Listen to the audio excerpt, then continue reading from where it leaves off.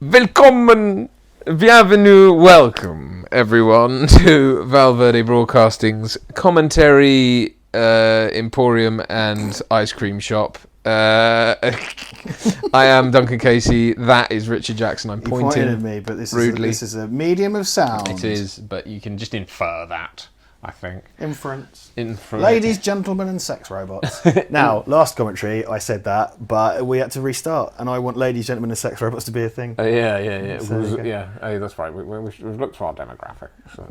That was a whole joke that's gone. Yeah. But I'm just going to start saying ladies, gentlemen, and sex robots from now on. Fair enough. We are today continuing our series on the Alien Anthology. This week covering Alien 3. Alien Cubed. Alien Cubed, yeah, indeed. And as with all the others, we're doing the theatrical version, which in this case, more so than the others, I think is going to be a bit of a slog. But never mind. I do not like this one. I fell back in love with Alien 3 because of the... Well, I say I never liked it, but I fell in love with the work print cut because I think it's really good, whereas the theatrical one's kind of shy. Yeah, it definitely sort of peps it up. It doesn't justify its dourness, does it? No, but then I think that's where... Well, we'll get into all that in a minute. So if you're going to watch along... then please get your copy of Alien 3, your verse, your duvd, your Betamax, whatever it is you're watching it on, and please get it to the sound. What's the I don't know. I don't want to say the thing. What is it? The start. Fuck. The sound of people tuning out. Yeah. Sorry. Get it to the start and press play. Now. Press play. Now. Would you like commentary?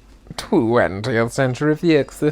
But the 20th century Fox. Why didn't they change it to 21st century Fox? That's what I don't know. They changed because for Futurama it was 30th century Fox, wasn't it? Yeah, it's one of those things, but it's like 2000 AD never changed its name. Oh yeah, I forgot this. I like the drop, yeah, the kind of... It's like they drops in. Paramount did that for... Paramount Event Horizon. Love fucking with their logo. Yeah, they did it for Event Horizon, didn't they? Yeah, that's a surprise. 20th century Fox. Brandy wine? Would you like some brandy wine? I'd love some brandy wine. That actually sounds really good. I mean, it does quite. Let's fucking get on the brandy wines. Get on the brandy wine. It sounds like a digestif. Yes. So Alien Cubed. Alien Cubed. Alien times Alien. This is actually the first Alien film I ever saw as a child. Oh shit, was it? Yeah, and it freaked me out. And I think actually a lot of the horror, quote unquote, comes from the sort of bleakness of it. It's the despair and the hopelessness. Dour. It it's really actually is. That. Yeah, but it's like that's where for me that's where a lot of the kind is kind of horrific in that. Yeah, sense. it's oppressive, isn't it? Yeah, it's really Paul McGann's wasted in this cut. Definitely is. He worked with my friend Craig. I got on a train to London the other day, and the train was called Paul McGann, and I wanted to take a photo and put it on Twitter and say #classically trained, but I didn't because I'm better than that. Actually, no, because the train was leaving and I had to rush. That was definitely Newt there. Yeah, it's like off-brand Newt. Off-brand Newt. There's 2 Chuck D's in this. I've realised you got Charles Dutton and Charles Dance, double the Chuck D's. Nice. Yeah, Charles Dutton's great in this, actually. Really, really, really comes off well. As does Charles Dance, of course. Billy Hopkins.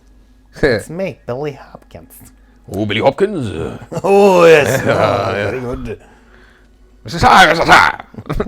So the opening to the work print cut is way stronger. I love the whole thing of her being wet, when she's washed up on the beach and stuff. Yeah, imagery is just like she's sort of wow. Like she's all burnt, or looks burnt. Like she's charred and shit. Charred. Yeah, and it also it's much better, isn't it? Why are we doing this to ourselves? Why don't we just watch this? I think the overall I'm back with the pains. The pains and the ains. The overall kind of thing here is that most people I think are likely to have the theatrical cut. I think they're usually packaged together, but I don't know. They are, yeah. I mean nowadays I think it's the standard if you've version. bought it on DVD, then you're likely to own both cuts. I found out earlier, so you got Alec Gillis and stuff doing the effects, Woodruff and Gillis, but also Chris Cunningham and Stephen Norrington did effects on this. Okay. I looked at the list of effects people, and it's long. Yeah. And also, I've now taken the look of a actor from Alien 3, and I'm wearing kind of a tan green sort of shirt today. But it's every British fucking actor ever, all the way from Clive Mantle to Charles Dance to Pete Postlethwaite, and it's a shame. I mean, these opening like what would you call them, interstitials, intercuts of like what's going on the Sulaco it's sort of it's effective, but I also at the same time I feel it's a bit like they've obviously constructed all these things to insert shots and bits to do, and it's like it's effective, but I kind of wish I could see it. Like I wish I could see more of what's going on. It feels kind of perfunctory because it's just because it doesn't feel to go. Yeah, it's kind of like it feels like, are we tied to? I suppose if they'd shown more of it, we'd feel more connected with aliens. Whereas we just don't. I mean, this is like so kind of just throws you out of that world almost. It's like, I mean, but it's effective. It is effective. It's sad, and it is a shitter that you lose Newton Hicks, but it's a very frustrating film in that respect. And again, my preferred version is the work print, but it's frustrating because it just throws the baby out with the bathwater, and everything. All that catharsis was for nothing. But the resulting film is actually pretty cool in a number of ways. Yeah. You know, it's one of these things that people always defended, and I wasn't so sure about till recently when I rewatched it, and I was like, actually, I kind of finally see what everyone was saying. These kind of mats and models and stuff are really good. That literally just has no... They'd be dead. I mean, they are dead, but Bud from Ripley. Yeah.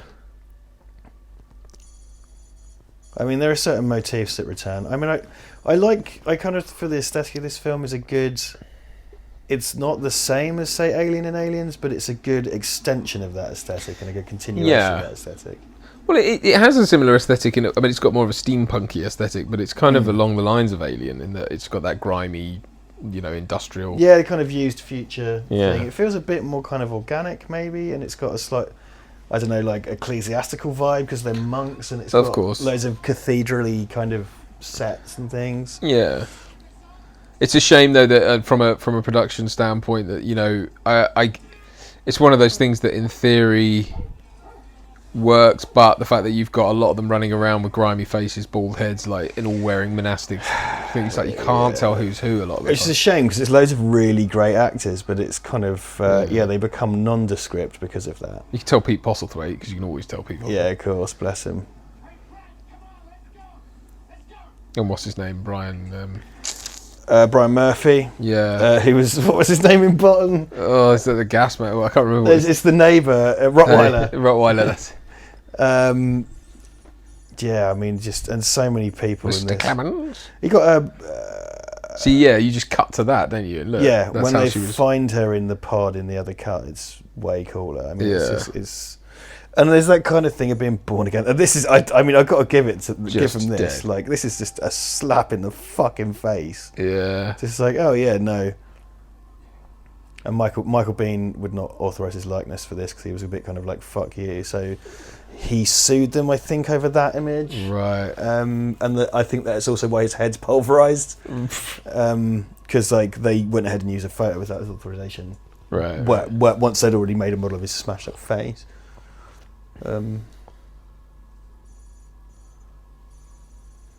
Negative capability. Negative capability. Clean film. Would you like milk? Would you like some information? Would you like catharsis? that was a better one. That's not. Two Sons. That's cool. But then realistically, there's no way a planet could exist around Two Suns because it'd be fucking binary stars, man. But it looks cool. That's the thing as well. It's a shame. So that's got to be like, that's quite a nice. That I hadn't.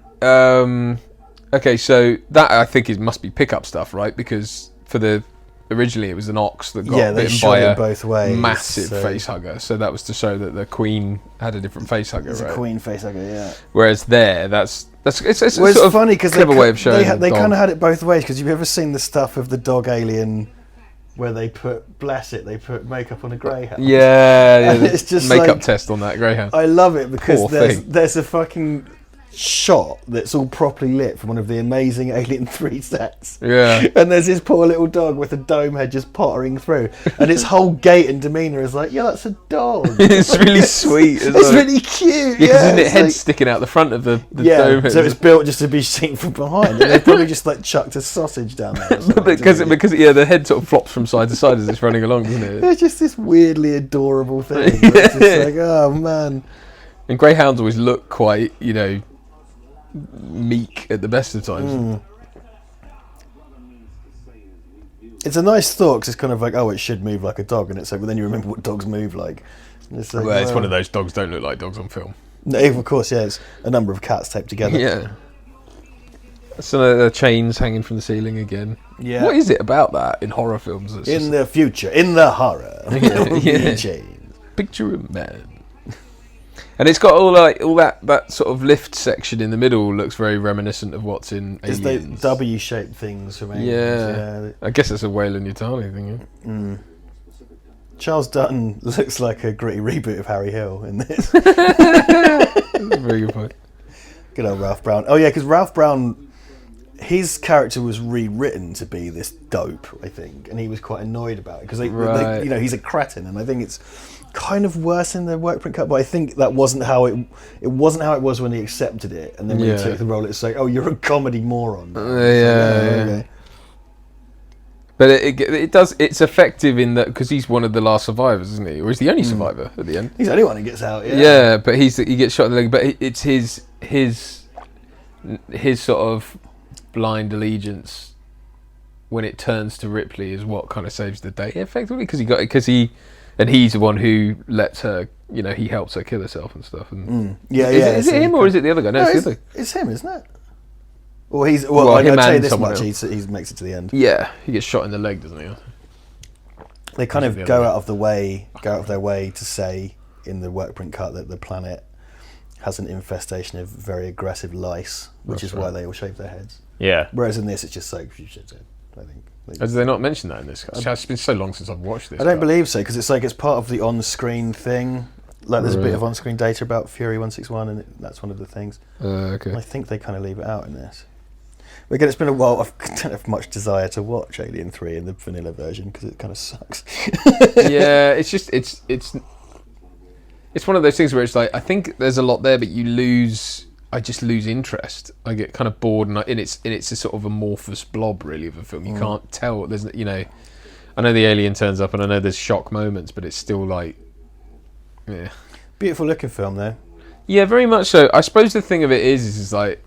It's basically the formula from Alien, without the going to another planet thing. It's that kind of weird thing in Alien franchise, because it's not, it's not Aliens 3 because it couldn't be, but it's Alien 3 because it's a sequel to the first one, not the second one. Yeah. Because it's about one alien in a place, and but it's also it is set in one place, which is what the first one was pretty much, except obviously when they get down. It's like Alien versus Predator. It's like Paul W. It's like, well, it's Alien versus Predator, not Alien versus Predator. It's like, oh, how about fuck off? Like, in terms of, because your film is way more like Aliens. Yeah, What's your...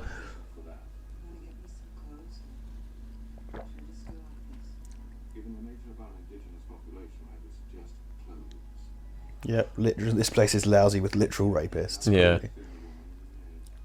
Might want to get rid of that bush.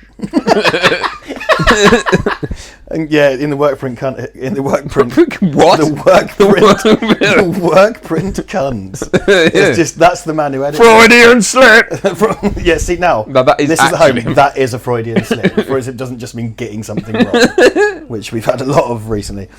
Malapropism. I quite like the idea that the work print cunt was the man who edited it. This is really angry, belligerent man. Yeah. Look at that. It's sumptuous, man. It really is. Like it's really nicely staged, and I think that's the problem, because I think they spent $7 million on sets they didn't use. Yeah. They were having pages of script written and handed to them as they went. Like, they started off with a completely different concept, so they trailed "On Earth, No One Can Hear You Scream," which should have been "On Earth, No One Can Hear You Scream," brackets, we're referring to you, because that isn't what the film's about. And that is, wasn't it, "On Earth, Everyone Can Hear You Scream"? I think was the thing. Oh, whatever, it's still wrong. There's a lot of imagery like that of, like, slow-mo things falling. Yeah, Like she does at the end, obviously, but that chain fell slow-mo. yeah, things being kind of brought down to earth, I think, Yeah. and things being kind of off kilter, and just big, really cavernous spaces. Yeah. The bloodshot eye looks really cool. It does, but it's clearly a lens. Because No, obviously it would. She rubbed pepper in her eye. Yeah. it just looks very stark compared to the other one. But then I suppose that is what would happen, I guess. So I'd seen Alien and Aliens when this came out. Oh. And the anticipation for this was insane. And being a bunch of kids who'd watched Aliens, Yeah. when this came out, I was like, oh, it's stupid, it's rubbish, it's boring. It's like, yeah, and don't get me wrong, to a degree the theatrical cut still is. But, you know, as kids, we had this expectation of this going to, because you're so used to that, escalation, and easy to up the ante or whatever. And she's so dead, mate. She's well dead though, so like don't expect much chat, yeah? Nah, mate, like her face got smashed off in a crash, innit? Like my cousin. What was the name? Winston. The guy from... All the lice on that. There you go. Well, that was a load of lice. I guess. He's from Batman and Auf Wiedersehen Pet. Yeah. What's his name? I can never remember his name. Hey! Yeah, that. Shut up. Hey, bulldog, stop being a rat. So again, this I think is all pickups, isn't it? To add this part of the story. Yeah, it's so indistinct because like it's like they just shot a bunch of they did. They shot a grab bag of stuff and figured it out in the edit, which must have been a fucking nightmare. Oh, Rottweilers are sweet dogs, man. Yeah, I know. Such a it's bad the rap. thing. They get such a bad rap. They're adorable fucking dogs as well. They're quite often owned by pricks, though. I guess. Well, that's the thing. But they are the sweetest. Was it Bill Burr said? It's like a gun you can pet.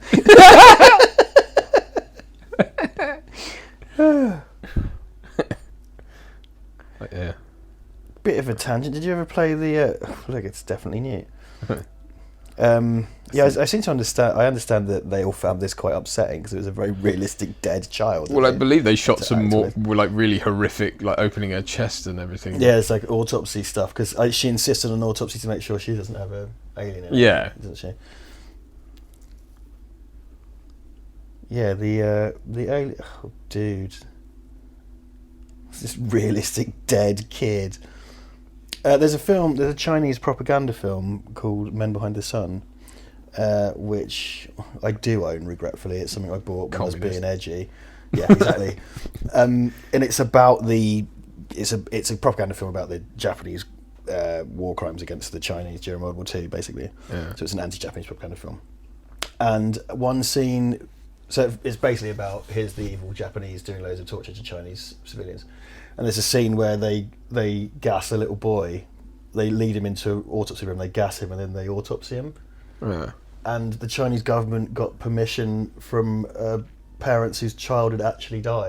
So they're autopsying a real dead boy. And again, when I was like 18 and being edgy, I was sort of like, oh, this film sounds nuts, and got it. And I was just like...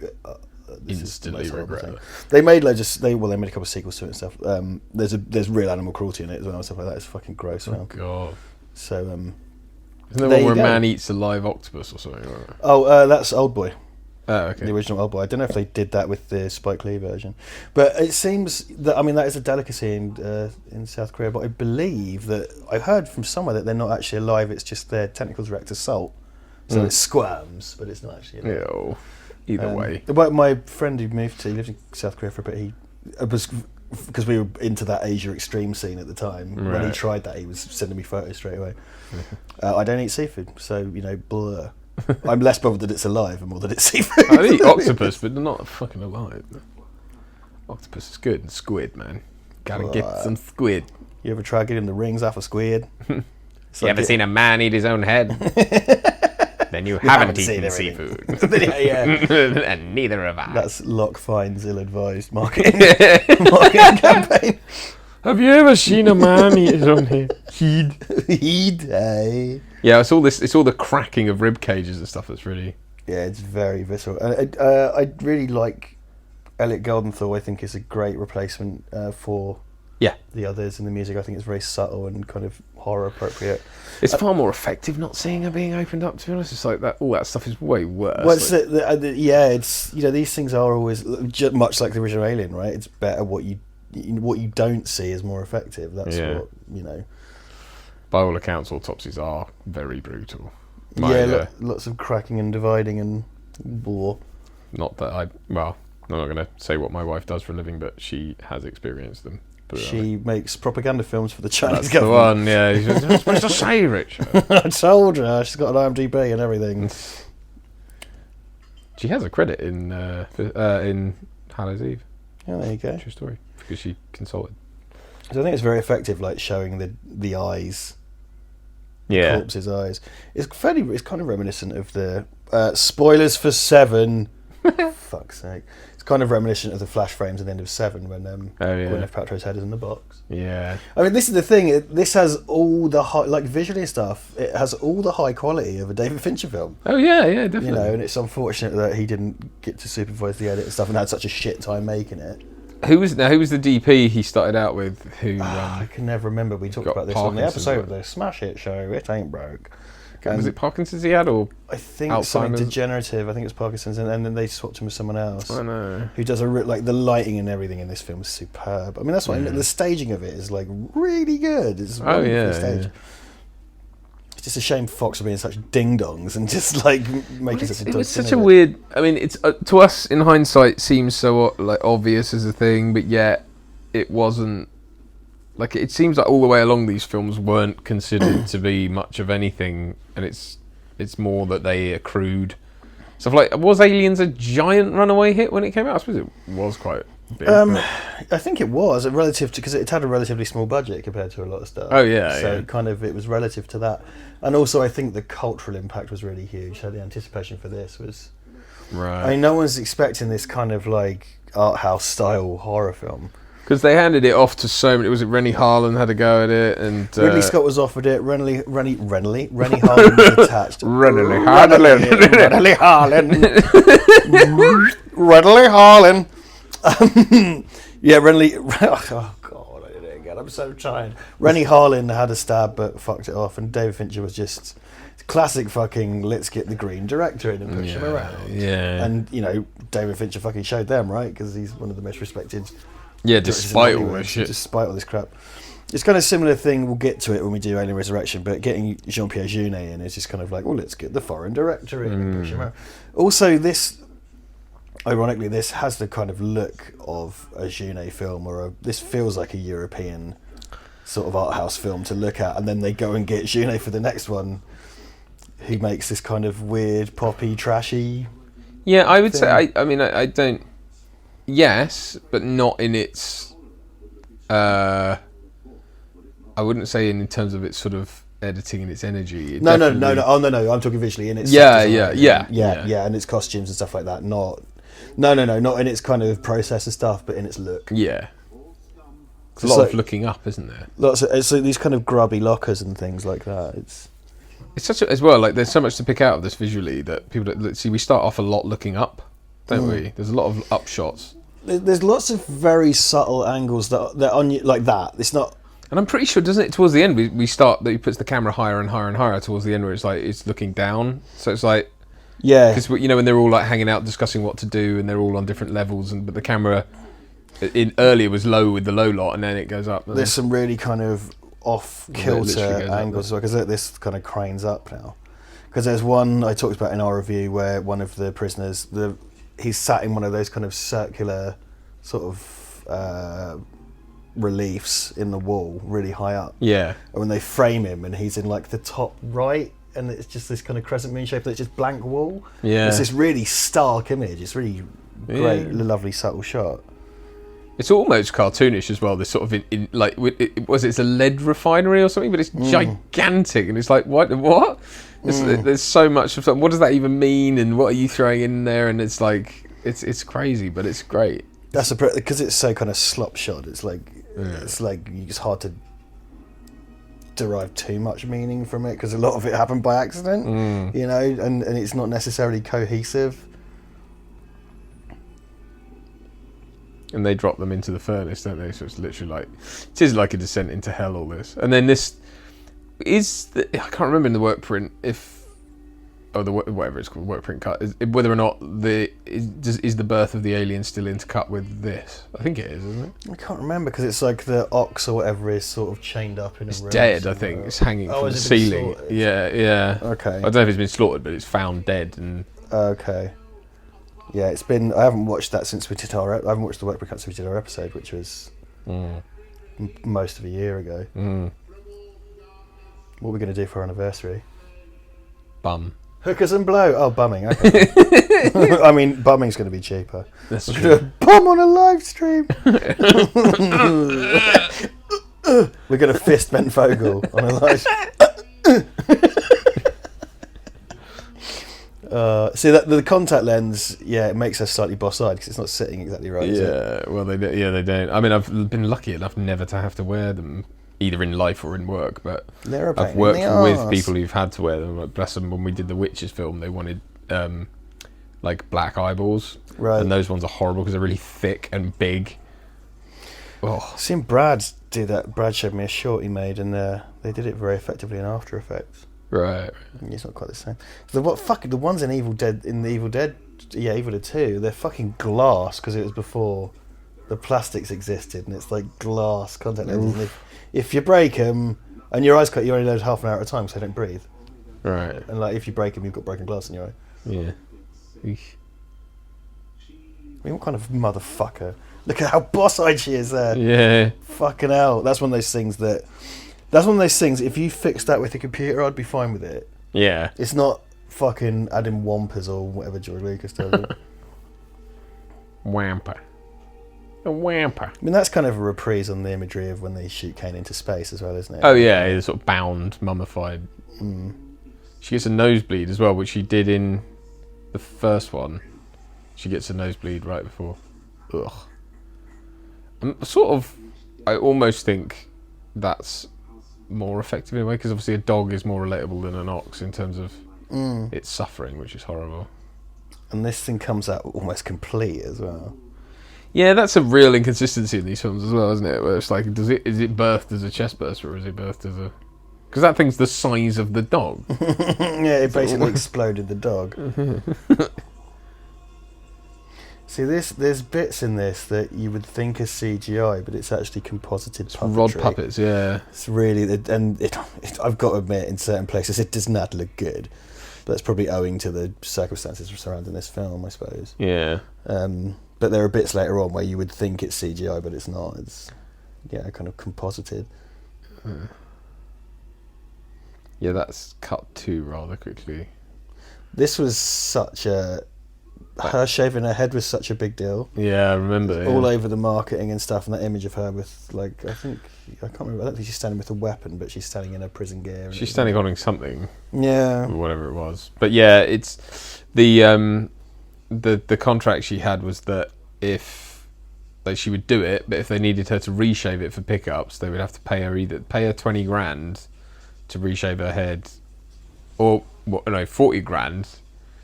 But in the end, that they opted because they could have a wig, like a stubble wig, made for her for 20 grand or something. So they opted for that, and then it didn't work, so they had to offer it. Then she had to shave it. Oh god! Because it basically, how wigs work, if you're going to make a realistic wig, you have to punch every hair individually into a wig. So it's like someone had to make a wig, then shave it to make it look like that, and then it just doesn't work when you apply it to someone's head who's got hair. Yeah. Getting great sets. Like, it all looks Paul McGann, amazing. Yeah, he is. Yeah, looking very young. It's a very underappreciated Doctor. The great thing about these films was it did bring in a lot of British talent. It was all shot at Pinewood. One of the guys, I can't remember his name, is Steve. Steve. Fincher used him again in Fight Club as one of the Space Monkeys. Like the kind of big, thick-necked American guy. One of the few Americans in his cast. You know what I mean? He's got sort of Neanderthal looking. Yeah. It's like, they shot Bob. I think he's even less in this cut of it as well. Like, as is Clive Mantle, because Clive Mantle's in this, isn't he? But he's barely noticeable. Yeah, Clive Manson. And McGann's whole thing is like they blame the death on him because they think he's gone potty. Well, he has gone potty. He is potty. Yeah. But he's got a whole kind of religious zealot, madman, serial killer subplot, and he gets to do loads of great, not a lot of stuff, but gets to do loads of kind of great performance shit, and it's just sort of all gone from this. Yeah, I forget there he is, the guy next to Ripley. Right. In the extended. Oh, that's not who I was thinking of actually. Sorry, but now I know who you mean. Yeah, yeah. In the work print cut, it's like I'm not sure. I can't remember because he lets the alien out, doesn't he? Yes. Yeah. Because he thinks it's some sort of angel or something. Yeah, they trap precisely. it. He kind of worships it, and he lets it out, and he's kind of not framed for the murders, but they think it's him, so he spends time tied to a bed and he kind of gets out. So I think it gets him, he watches it kill Charles Dance and he's kind of like speaking in tongues or whatever. Yeah. But then it's like, so what happens in this? I can't remember. Did they trap it at all? I can't remember. Was that all cut out? God, it's been so long since I've watched That's right. I can't remember. We're going to get in so much trouble for this one. Oh, well, you're going to send me to YouTube prison. YouTube jail. They're going to take all our YouTube dollars away. Well, all 5 of them. Of which YouTube would take 4% anyway. Get a phone call from Google saying you owe us $10. If you had $5 and somebody took $250, you'd be upset. Johnny had to have at least $500 million.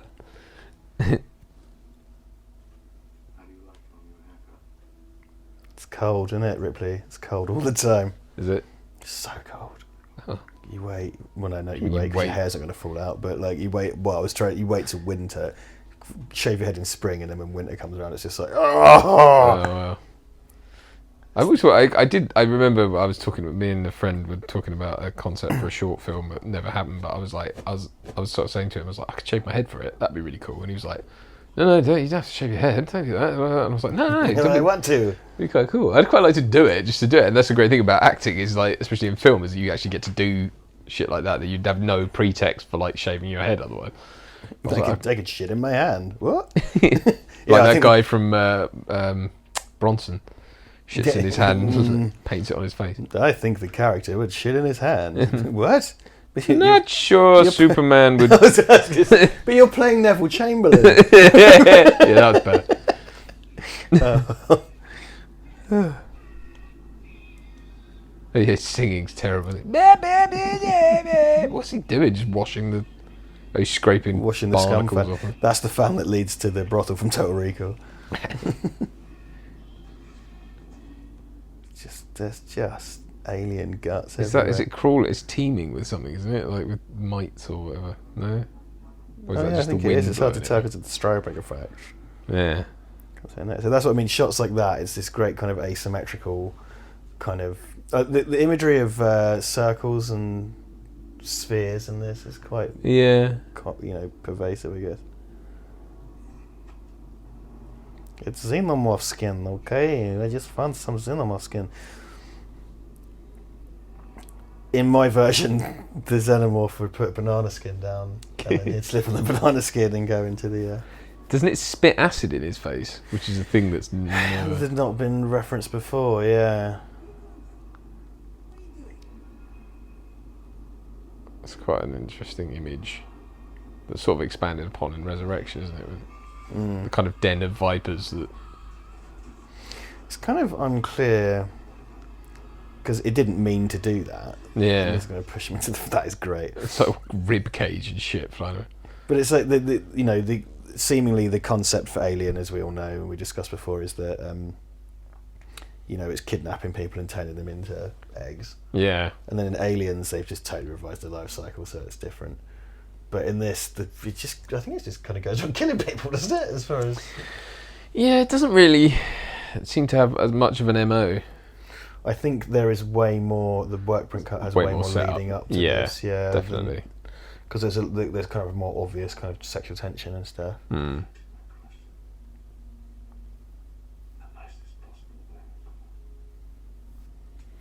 This still gets kicked around as like one of the worst sequels ever made. It's like, it really isn't. Like, I mean, It's the kind of lazy clickbait thing, isn't it? Yeah. I mean, there's a top 10 things you didn't know. about Alien 3. Fuck me. Would you like to fuck me? That I've just changed the accent. Brummy Ripley. Oh no, it's a xenomorph. There's no weapons of any kind. Oh, I'm going to go out fighting. Yeah. Keep telling you, I want to die. And we've lost the Midlands. Yeah. The Midlands, we've still got the sex robots. We ever had them. Yeah, well, that's true. Because he was a doctor, wasn't he? But he got high on morphine or something. He killed a patient because he was under the influence, yeah. I was sniffing fucking glue, mate.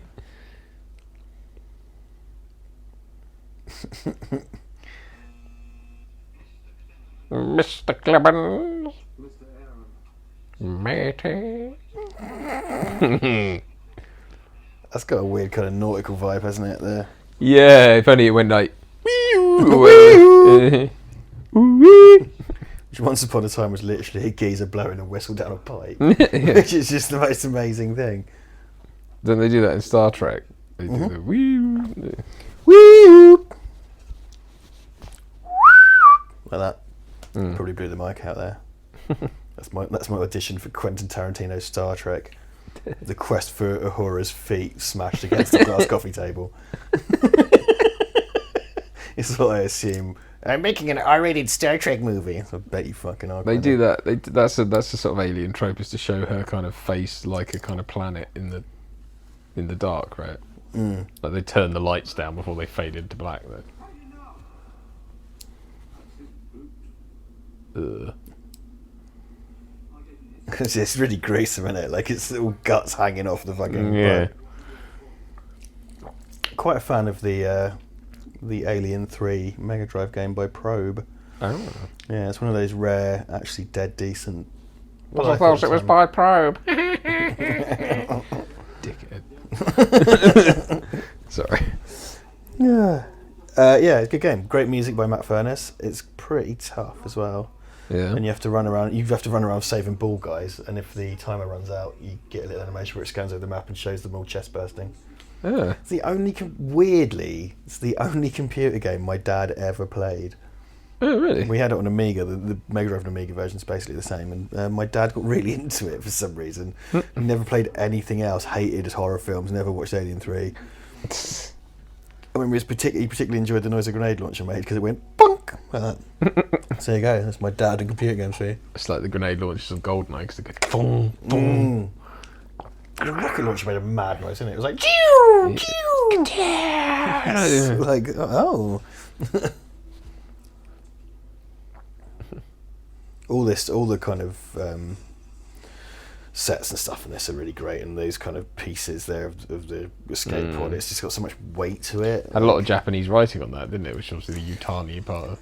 Yeah, because it was supposed to be, I think they say on the kind of materials of the first one, it was originally supposed to be like Leyland Yamaha or something, because it was supposed to be like the classic Americans afraid of the Japanese shit, but it was supposed to be British Leyland was back on its feet and merged with like Yamaha or whatever. Right. But then they had to go off-brand because you know, you don't want those real companies to be annoyed with you for that shit.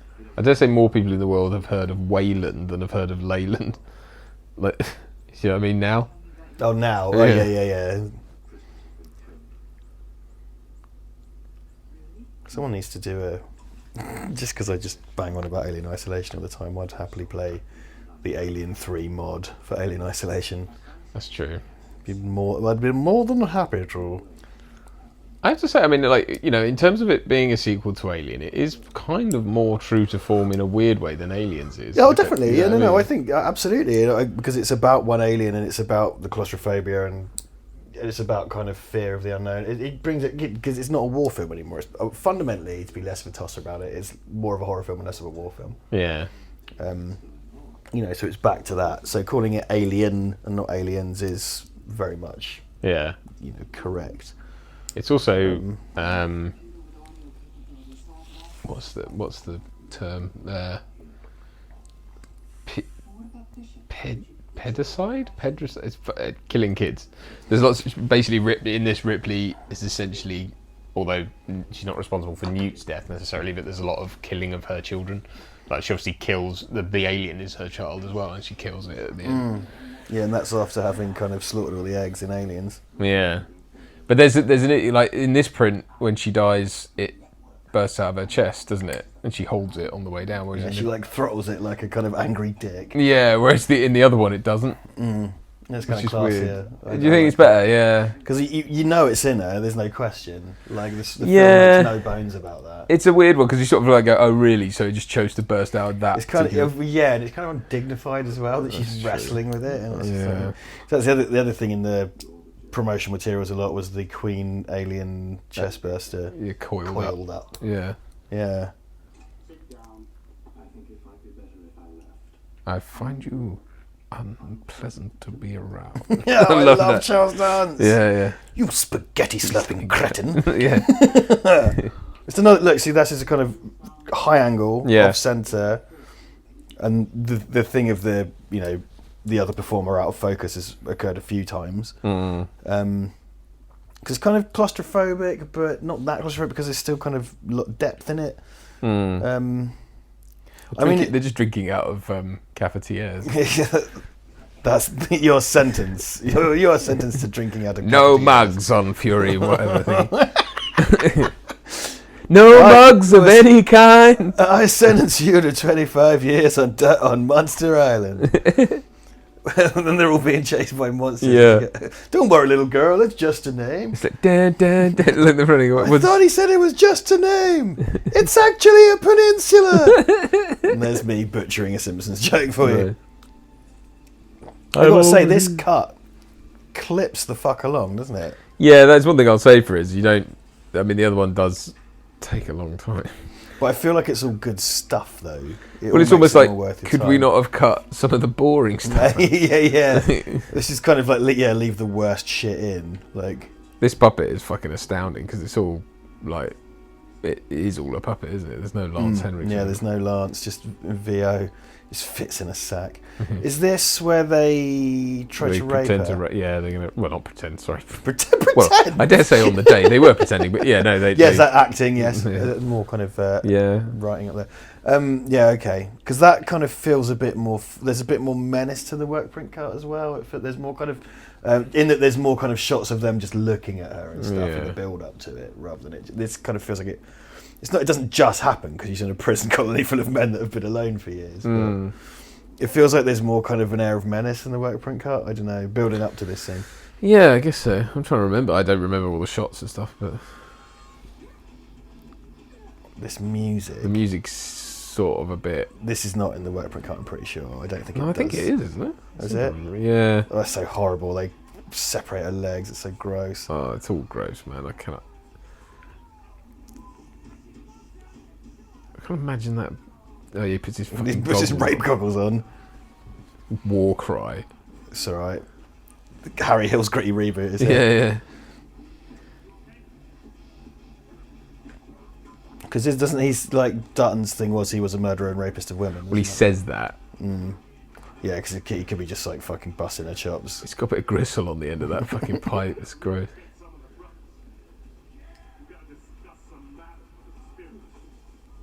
Because they're all convicts, but they've all served their sentence, haven't they? Isn't that the idea? They've elected to choose because they're part of this sect now. Yeah. Because Dutton's kind of particularly pious, isn't he? Yeah.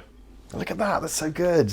Yeah. I just love the angles in this, the way it creates, the lines they create all the time for their choices of shot. And there's a lot of things like of this facility having, it's almost like it's been pierced by all these things that are running through. Like nothing is designed to sort of run along walls or down, like it just all carves through the space, doesn't it? Like it's just been, pipes have just been jammed through, and it's really cool industrial spaces. Yeah, very much form over function. I mean, function over form. Shut up, Duncan. Shut up, Duncan. Shut up. Aliens blown out. It's the alien's birthday. Well, it is. It's only supposed to be once. Yeah, what are the candles are obviously left over from Paul McGann's worship of the alien, aren't they? I'm not sure. I thought they were all mourning the death of Princess Diana. And that's What, in 1993? Yep. This is the future, though. 4 years later. 4 years later. Brother. Yeah, I think this is where it has jumped forward really far, because I think now it's like, in theory, this is where Paul McGann's been worshipping the alien. Yeah, that makes sense. Because he's following these candles, but is that because did he lay the candles out to entice people to it? To the Isn't that the place where it's trapped anyway? In that behind those doors. Oh man, I'm trying to make sense of this now because it's like you're trying to. Yeah, it's basically trying to reverse engineer the other cut, isn't it? Yeah. I mean, I kind of feel like most people now watch the other cut and don't watch this. I mean. Yeah, me too. So I agree with you on that one. See, where was that? It's just there.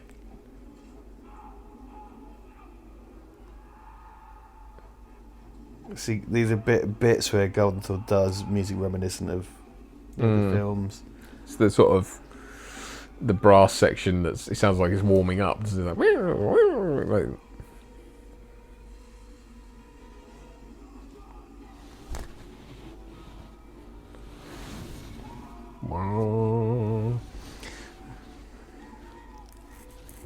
This is just screaming, isn't it?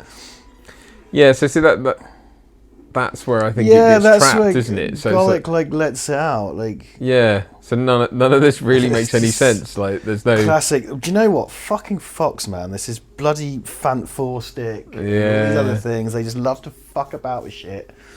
I mean, well, things have changed now. It's all part of the Disney boy machine. What are we supposed to believe, that the alien put the fucking candles down? Yeah, that's right. I put the candles down. My anus. I take the candles out of my anus. Yeah, Giga's fucking He's artwork. back. He was the one hiding on the pod all the whole time. like candles. Alien movies love that. You've got to be snatched from above. Yeah. That really hurts. Oh, that's a great shot. Oh, wait, no, because I don't think it's too early for him to have released them, isn't it? Because this is why they blame him. Well, that's what I mean, but like... Someone set the candles up and... Someone set the candles up. Yeah, I don't know. God, this is really confusing, having not watched this cut for a long time. We probably shouldn't have done this. Hey, look, listen, people at home. Most of you fucking hate this movie anyway, so, you know, whatever. I hate to speak for you. No, finally, a sex robot. It's a weird sort of fish hook that she puts in his throat. Oh, the way it's implied you interface with these artificial people is just like fucking rods and hooks. Yeah. Instead of a USB on his bell end. Which would happen. I'm a pleasure model. She's hot wiring a robot.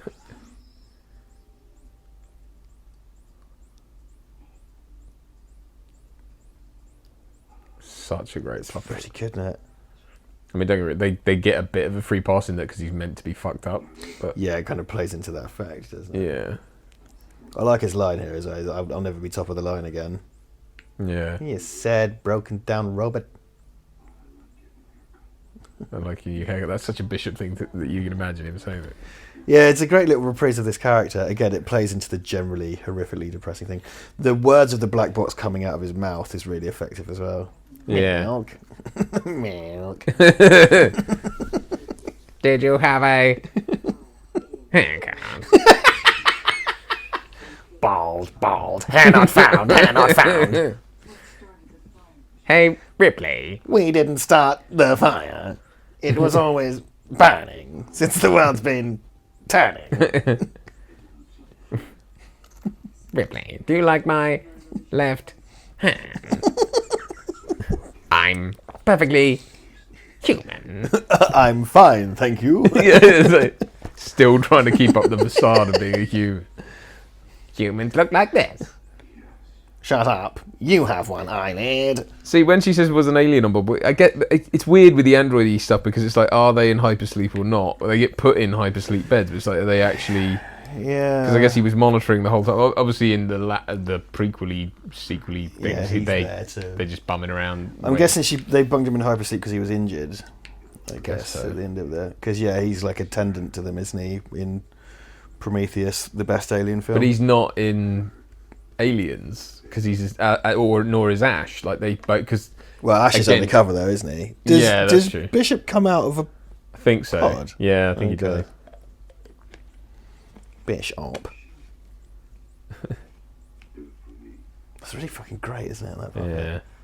And there's nowhere for it to hide. It's under a light and it's on the table and it's in close up. You once again kind of smothered in Vaseline. He just wants to die.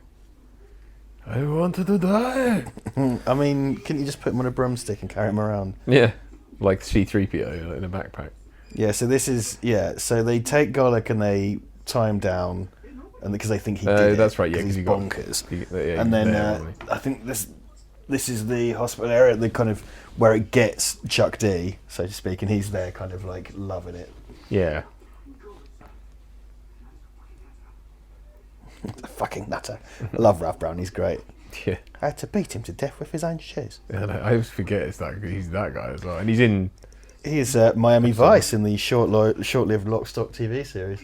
Right. And right. Oh God, yeah, he was basically the recurring villain in the Lock, Stock TV show. Which I convinced Martin Freeman was in that. I'm convinced myself and my brother were the only people in the whole world that watched it, which would explain why it didn't get renewed. Yeah, I think I saw some of it, but it wasn't all that. Such a bad idea. Yeah, it really was. They just did a fucking Snatch TV show with Rupert Grint, and it's like, okay, it's fucking... Well, exactly, that your reaction sums it up completely. Campbell Vote Count.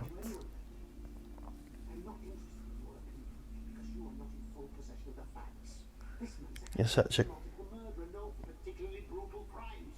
That is a fucking clunky line of dialogue. Yeah. For particularly brutal crimes. He sells it like he sells it. It's the height of his Blue Peter fame. Don't be Blue Peter. He's got clenched teeth. I mean, Brian Murphy is he's one of those people who's just real. Yeah. You know what I mean? You look at that. That is not a man who's been cast for his looks. Like, he is real. And he comes from the Ken Loach school of things, so... Yeah, but he's great. I really like him. I think he sells all of it. He sells all the... God, yeah. You buy all the shit. Like you say, he's real. Like, you buy that he's 100% like... And what's nice is it's not in the wrong hands. This could so easily be that, person in a position of authority that's artificially dumbed down to make the protagonist more of a, have more of a struggle. You know what I mean? It's like, well, they don't believe you until the last minute when they're sorry because they didn't listen or whatever. And, it's all there to make the protagonist vindicated in Act 3 or whatever, and it's like, well, it could so easily have been that. And he's not cartoonishly evil either. No. Do it's not Brian Murphy, I've just realised. Brian Murphy is the 1970s sitcom star, the guy with the little moustache. Oh, right. Hold on. Oh, fuck, because we talked about this in the fucking review, which proves I'm not a total cunt. Brian Glover. Oh, sorry. Yeah. Brian Murphy is like absolutely the most opposite person you could think of. He's got a grenade on his table. Oh, it's just his lunch grenade. No. It's just my lunch. It's my bloody no weapons of any kind. Grenade. It's like, I've got a grenade on my table. This is an administration grenade. It's full of spreadsheets and the such. In case I have to do administration. It is meant for emergencies. Like, would this not be an emergency? No. Because what was it? Fucking Brian Glover was in Porridge as the kind of dopey guy in the first series. Like, I'm going to have to look that up. Fuck. You're way more up on your Porridge than I am. I fucking love Porridge. It's great. I do as well. I just haven't watched it. And anyone who says different is wrong.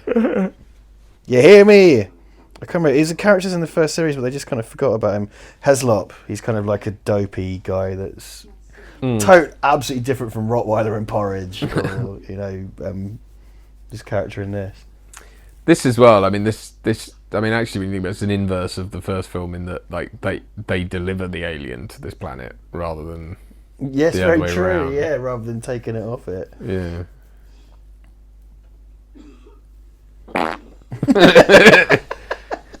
Sorry. Apparently aliens make you gassy. Look at that alien hole in the roof. Yeah, I know. You know, so what's that for, otherwise? But it's for being vertically kidnapped by xenomorphs. it's a xenomorph hole every installation. Because that's when you play Alien Isolation, it's like, yeah, probably shouldn't have put these xenomorph holes everywhere. Yeah. Don't really know what they're for. The thing, like the thing with this is often criticised, although like, it's a queen, but like it takes forever for it to gestate in her, whereas in other things it's shown to gestate insanely quickly. Well, it's like that Alien versus Predator thing, where it's kind of even like, worse. oh no, the Predators put hormones in them, so they hatch real quick. No, they Fuck didn't. off, what a load of shit. Where's that explained? A load of shit. Yeah, the framing of most of these scenes, I just really like. Quite a lot of the time, they occupy the far extremes of each frame. Yeah. And then the rest is just occupied with just depth. Just, Yeah. looking right down into a room. I just But think it's still a looks very, really very good. shallow depth of field. So it's like, yeah, like you say, everything's blurred, but it does give a huge sense of depth. Yeah, there's a real kind of bokeh to everything, and it makes things. Again, there's loads of kind of slightly off kilter stuff. So sometimes they're not really Dutch angles, but they kind of tilted off, and like looking up, looking down, which is really, really effective. It's a really frustrating film for those reasons, you know. Oh yeah, definitely. And we only got the work print cunt for work print cunt. Oh my god!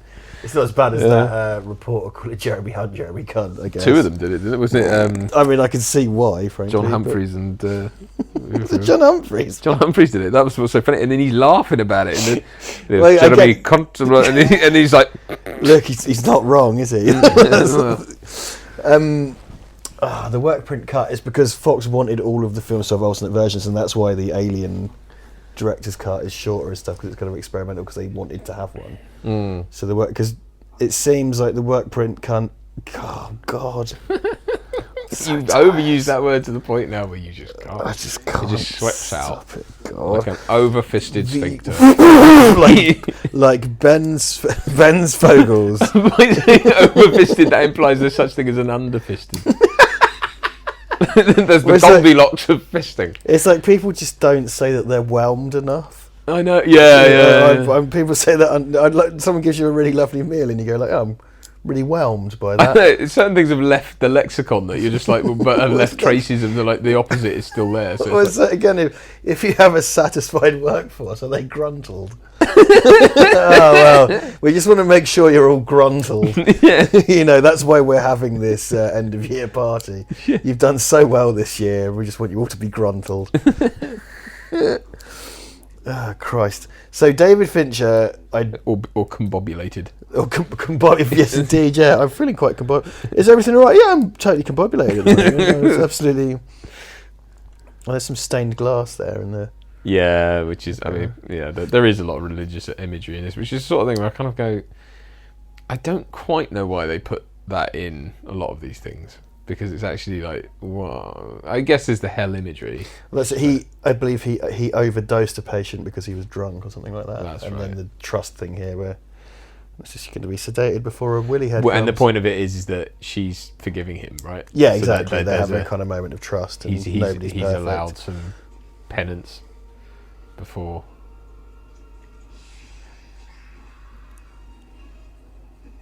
So we've got kind of an iconic shot coming up here, and Yeah. I hate the abuse of the word iconic, because certain people I've worked with in the past used to Yeah. just use the word iconic as a placement for saying something's really good.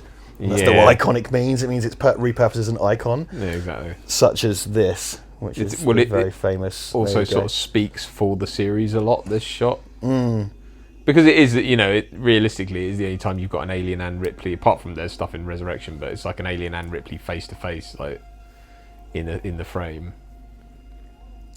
I love that whole setup. I mean, it's kind of intuitive, but when you're See that When again? you- That's very workmanlike, isn't it? There's a lot of that sort of like bunk, bunk, bunk. A thing happens, another thing happens. You know, it's off all. we get. This is where Glover gets gloved. There's a lot in this. Actually, the alien gets a lot of people very quickly, doesn't it? Like it doesn't hang about. Yeah, but he doesn't fuck about. Yeah, Or maybe that's because this is the theatrical cut, but I think it does. Yeah, it gets a lot of people, whereas in the other ones, it didn't really get that many. that is a gruntled alien. He's very happy to carry out its job. Yeah, thoroughly gruntled. Now I'm going to stand underneath this xenomorph hole, and if I get taken away, that's your bloody problem. I'm going to finish my speech under this xenomorph hole. So called because if there were such thing as a xenomorph, which there is not, which we have clearly established there is not, it could easily find its way around a facility such as this, although it wouldn't because it's not. And I imagine it would have the strength to come down and lift an entire grown man of my height and weight straight up into said xenomorph hole, which is not going to happen. And on that Because I'm holding a rubber ball now. And on that basis, everyone should calm down. That was used a lot in Trent, wasn't it? I'm telling you. Hubris. I love the what's his name? He actually goes, fuck. Yeah, fuck. It's like now, isn't it? Like, yeah. That's such a great reaction. He's brilliant. Who is that? He's the one who survives. He's the one who gets shot in the leg and Danny something. Yeah. He's done so much stuff. He's fucking brilliant. So I love that guy was looking up the xenomorph hole, just like, this is a shit job. Like mopping underneath the xenomorph Really? hole. Do I have to clean this up? It's like, why? Cleanliness is next. Well, I suppose because of all the lice, right? It is next to godliness. Yeah. But I guess they have to be clean because of the lice infestation. You know, I have lots of smelly blood everywhere. Yeah.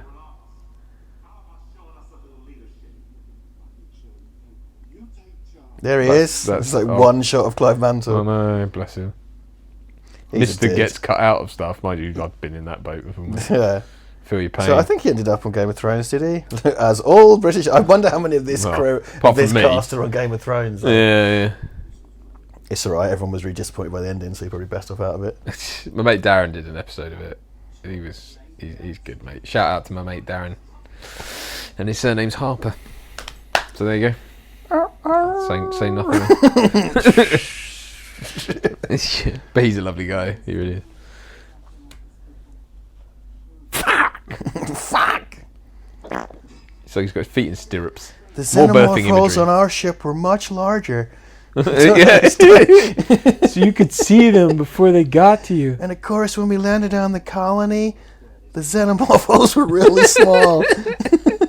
Now that I think about it, the fact that Wayland Yutani put xenomorph holes in all their installations. If I was to die, should have tipped me off before we landed on LV-426. 200 years from now, when I wake up in a lab, the first thing I'm gonna do is board up all the xenomorph holes.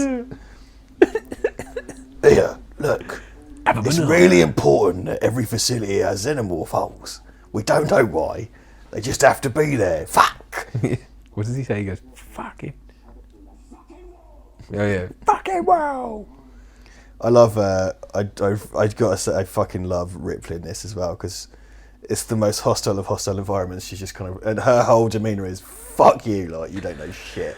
That's well, because as well, like the fact that this sort of appeal to authority from all of them, which is like you're not in possession of the full facts and all this sort of stuff, and it's like I know what I'm talking about. It's a retread essentially of the boardroom scene from Aliens, in that like she's surrounded by people who claim to be in a position of authority and aren't authoritative because they have no experience. They're just theorists, which is kind of what's going on here. But they do defer to her now because it's great.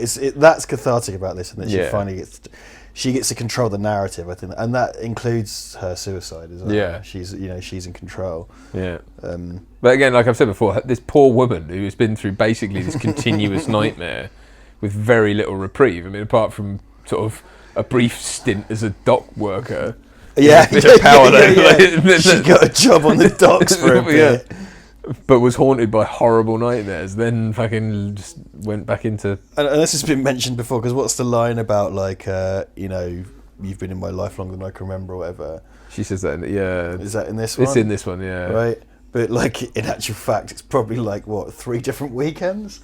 Yeah, I suppose. I mean, it across decades, but still. I like to think that each one took place on a bank holiday. Like Aliens on a leap year. On a leap year. Aliens got mad bank holiday vibes. So I'm telling you, the first movie, it's also laid back. That looks like something out of RoboCop, man. That toxic waste. Toxic waste of Captain Planet. Yeah.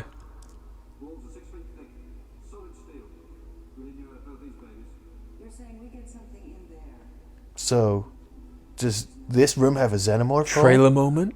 yeah. Can you say trailer moment? See, that's another great sort of like, yeah, it's a dolly in, but it's also... Did you see how those fucking doors wobbled? Yeah, it's like 6 foot thick, my arse. But then I don't think that's the same place. It's a different room, yeah, but it's like... But again, really thick. Bad cut, because that makes it look like that's what you were talking about. Pied Puzzle Swine. You can just call us the Alien 3. That was the trailer. That's why I need to be Alien 3. The quest for peas. The quest for peas. The quest for peace, Postlethwaite. Nailed it. Cut print. I'll be my fucking trailer, man. Barrel full of ping pong balls.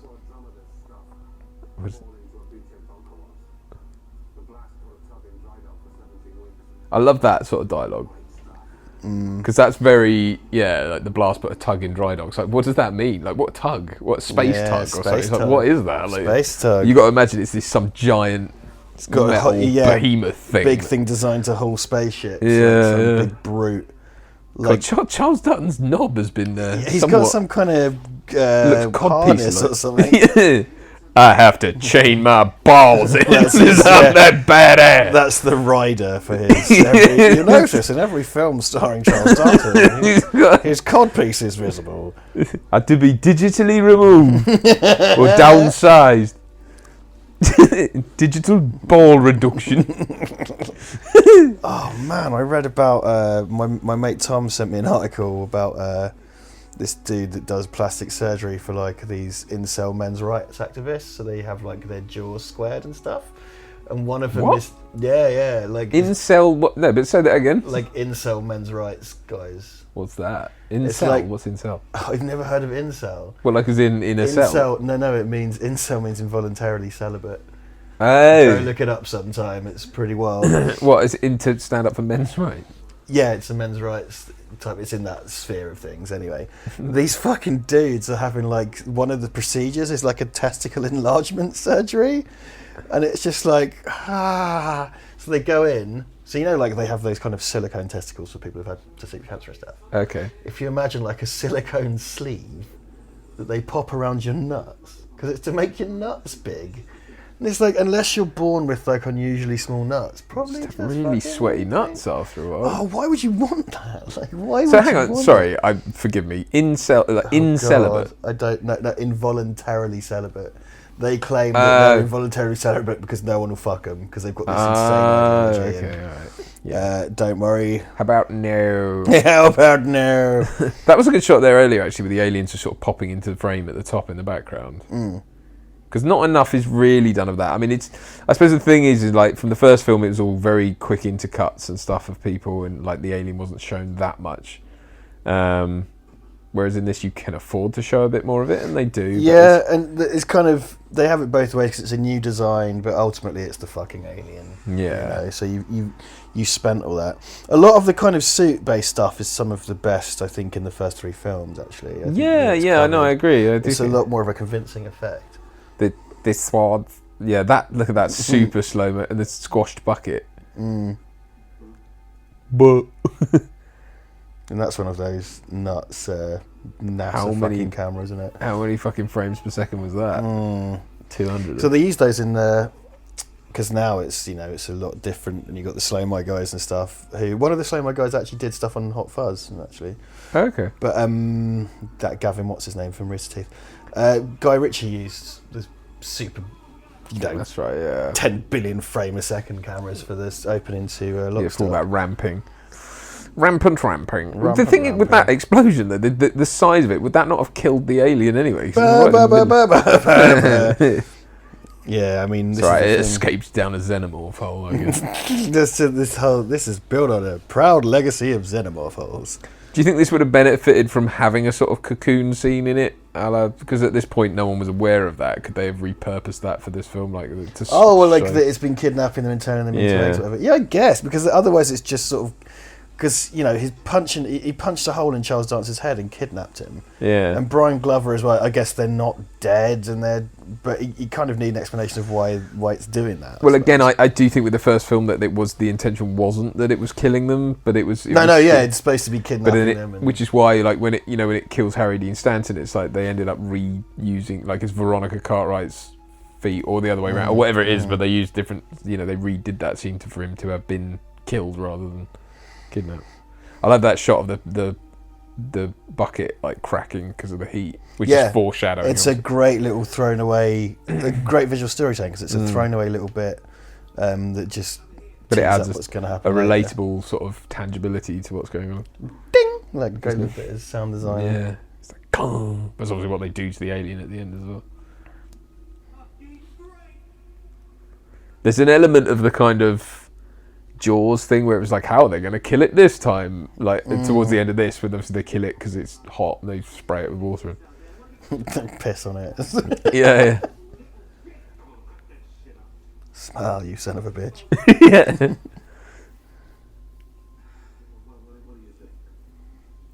Oh, I'm full of aliens.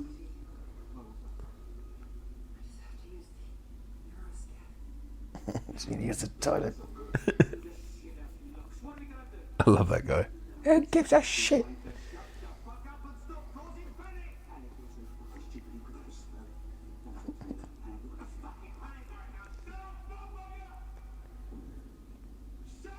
Yeah, shut yeah. There's a bit that does get a bit fatiguing of characters saying, shut up, shut up, shut up. That's the thing, it reaches a point where it's just a bunch of people shouting at each other. And it's fairly nondescript looking people as well. Darton Moon. Charles F. Darton. Would you like glasses? I am Darton. So hang on. So the original thing was to lure it into that and trap it, which they do say here. But I think what's cut out is that they do that and then it's released and then their next plan is to kill it with the toxic waste, right? So that's why we jump to the toxic waste, which is hence my criticism, I suppose, of showing two different doors and it not being clear that it's not the same place and this is now a different plan, right?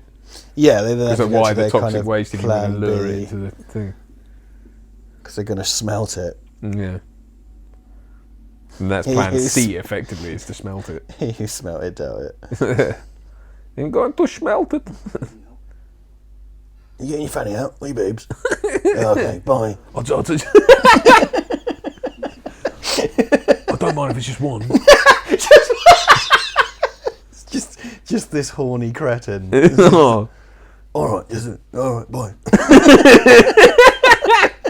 Do you want anything?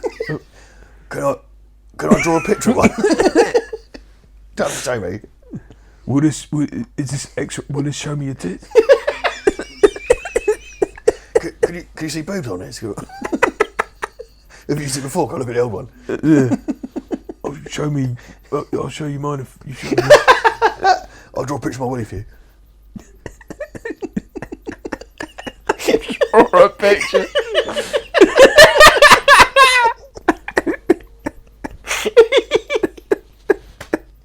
Oh, I just released a cavalcade of farts. Oh dear. David Fincher's Alien 3. Finally restored. Just Ralph Brown drawing pictures of his dick. The work print cut. Like. This is a summer one. This is where it's got red because of the sun. It all comes together in a work print cunt. I did it now. Because he draws a picture of his buck. This is it when it's cold, so it's all shrunk. But this is summer when it's burned, so it's in the garden. This is it on the soft. This is a semi. I don't buy that something even that size could be in you and you not fucking not cane like another. It. Mind you, that said, people have big tumours in them that they don't realise about. It's fucking sad and scary and horrible. Yeah, isn't life awful? Mm-hmm. Oh, you're pregnant! Congratulations! You're having a serpent monster. What does it look like? Me? I mean, I can't really make that out right now. It's upside down. Upside down by Tammy. Where does it gestate as well? Because it's not very clear that it's not in the stomach but it's not in the lungs. Because either of those things would kill you, like would suffocate. Yeah, like nestled among the organs, I suppose. But so how did it get there from your esophagus without bursting through the esophagus? Oh God! Do you know what I mean? That's a one, isn't it? Fucking hell. Maybe it's on a cellular level. Cellular level. Gets through like cellular. That's Genesis, isn't it? When you go cellular, can't say cellular. Oh look, they can get Sky. Oh, look at all the grain on that. Yeah. That optical. But the optical in the background with the lens flare across the bottom, that looked really good. you can't have it both ways. Yeah, I wouldn't mind rewinding that and seeing that again. I won't watch that back.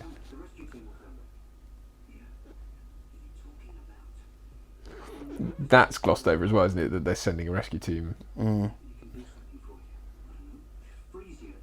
I could send them pictures of my willy. I drew them. Do you like? This one's my favourite. This is a green pencil. It's not real. It's not supposed to be real colours. I call this windsock in autumn. Call this one sad chipolata. I had to beat him to death with his own shoes. Oh shit! I guess this is Ralph Brown and Paul McGann. You've got a kind of minor with thing going on here. Wait, did I hear somewhere that they offered? I think they wanted Richard E. Grant for this. Yeah, I can't imagine him. I think Charles Dance. What for that? Which role? I don't know. Yeah. I'm sure there was. I heard that Too somewhere. foppish, I would have thought, isn't he? I mean, that's assuming he plays it like Richard E. Grant, which of course he wouldn't. The alien is coming. That's David Bowie. The alien is coming. Oh, the aliens through the xenomorph hole. Oh. Space Bowie. Oh, I've got some Chinese newspapers on the wall. Deng Xiaoping is dead. Where? It contains monosodium benzoate. That's bad. I mean, no, he doesn't say anything. That is right. Can I go now? That's bad. You go now. See, your boss eye sorted itself out. Froget. That's so fun to say. The Froget is also cast. That's bad. So fun. It's just fun to do that. I always I do that with like my wife quite a lot, and I don't think she knows what the fuck I'm talking about. The people that our loved ones putting up with our shit. I know. But it comes with our choice of topping. That's good. The toppings contain potassium benzoate. Potassium benzoate. It's bad. Can I go now? There was such a great moment in the Simpsons window where that sort of thing would go on, with that like interplay of words and juxtaposition, and the writing there was just beyond. Yeah. Beyond merely good. It was god tier. Yeah, it really was. It was also the it was like the who can prevent forest fires thing and all that. Fucking genius. You have pressed you, referring to me. The correct answer is you. Is that a Sulaco type? That's it looks like, yeah. Sulaco class ship. And why? Yeah, I don't know if that was necessary to see that, but whatever. Whatever you Rex, Alien 3. Yeah. Oh, this is where she goes to confront it, doesn't she? And you get that dummy. There's like a pipe. Yeah. So this is a scene where I think specifically Walter Hill told Fincher that he couldn't shoot it because they didn't have the money for it.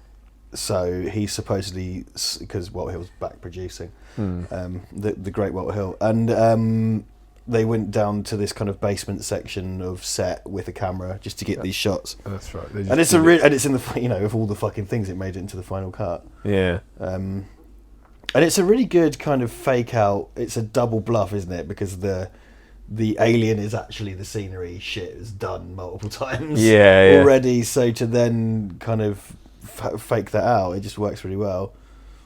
It's full of la cucaracha. This is one of the great kind of subtle moments in this film as well. Like It's just really nicely kind of covered, and it takes its time. Well, also, it's a rare opportunity for Ripley to be on her own, or be with us, effectively. I always talk about this like, in relation to Superman, don't I? But it's that thing of like putting the characters not having to put on any kind of face for anyone. She's on her own. She can speak her mind. We can get to know her very quickly. You know what I mean? And that's why she says things like, "You've been in my life longer than I can remember." You know what I mean? It's like, and she's facing death, and she's like, all the facade is dropped now. Mm. And it's like, that's... I mean, that's Sigourney Weaver sells this really well, this whole performance. It's something like about the film, but she brilliant. Just fucking gets it. Love me some Sigourney Weaver. I don't think I've ever seen her... I've seen her in bad films, but she's never been bad in anything. No, never a bad performance. She's been in shit, but she's always been great in it. Yeah. She just seems cool as well. She's like a cool person. Yeah, definitely. Well, hopefully neither of my parents will listen to this, but my dad really doesn't like her because she reminds him of my mum, and especially as she's aged, I can see that she does actually look kind of like my mum. But interesting. But she's not like my mum at all. She's really cool. Like and like you say in interviews and stuff like that, she seems really awesome. And and she's going for a laugh, and she kind of really gets into these roles and stuff. It's on Blu-ray that does really look like the Alien, doesn't it? It's like they put it there and then. Oh, like see. Well, I wonder if I think there is that kind of. I think there's an expressionist thing there. I think it kind of is. I think that is the Alien model, and then it cuts to the pipe. There you go to the pipe. So it was clearly one. Like all the fucking pipe. It's just a pipe. Oh, maggots. A very, very rotten pipe. It was also the bend of a pipe going down, and it's kind of like. Well, that implies the whole thing's full of maggot or full of cockroaches. That's the maggot pipe. Yeah, it's like hot and cold running maggots. Yeah, you're right. It was an impressionist thing, wasn't it? Because it was quite clearly the alien's head. Yeah, so that's kind of her mental state, I think. Oh, it's up behind her, is it? Yeah. Hiya! Double fake out. I was here all along. See, that's way better than the kind of man in suit stuff. Yeah, I think from Alien and Aliens, but they were making it up as they went along. It's also unclear as well because when it starts running around, it's clearly like animalistic and dog-like, but. When it's up there and stuff like that, it looks like it's just got human arms and, what I mean? It's a bit unclear as to what... That's because you imagine if they just had a fucking Labrador up there with an alien mask on. What? A big thirsty Labrador. It's like, no, Baba, no. It's like trying to eat all the fucking scenery. No, gentlemen! Gentle Ben. No, Ben, no. No, Ben, no. Technical difficulty. Is it like the drunken cameraman? No, that's another one. But this is the Gentle Ben technical difficulties. It cuts to like a test card of like Ben gently holding a lady's hand, like whatever she's pouring her heart out, and it's like after he's just turned over the buffet table and roared at the audience. No, Ben, no. Shoots it up with train darts. He's like, ah! He's about to fall over and it just cuts. So extended Simpsons reminiscing there. Yeah. I mean, you won't get that on the David Fincher commentary. That's very true. Because you won't get that at all. He'll probably go to his grave before he talks about it again. Mate, I don't blame him. Especially, I mean, though that is a guy coming from a position where he has managed to have a massive career afterwards, so he doesn't have to. Yeah, he's turned it the fuck round. Yeah. Well, kind of interestingly, he wouldn't be quite so dismissive, I think, if he hadn't had that. Stephen Norrington, of all people, worked on this, and then he did League of Extraordinary Gentlemen for Fox. Yeah. And then I think he said he was never going to work on another big movie again. I don't know if he did. I don't know if he went to TV or whatever. But he said at the time he'd never do another big movie. Mm. So it's like shit. I think because he had a hard time with Sean Connery. And no, I have no interest in doing a commentary on League of Extraordinary Gentlemen. No. Which means probably we'll end up doing it eventually. Because it sucks and it's boring. In case you're wondering. No, Charles Dutton, no.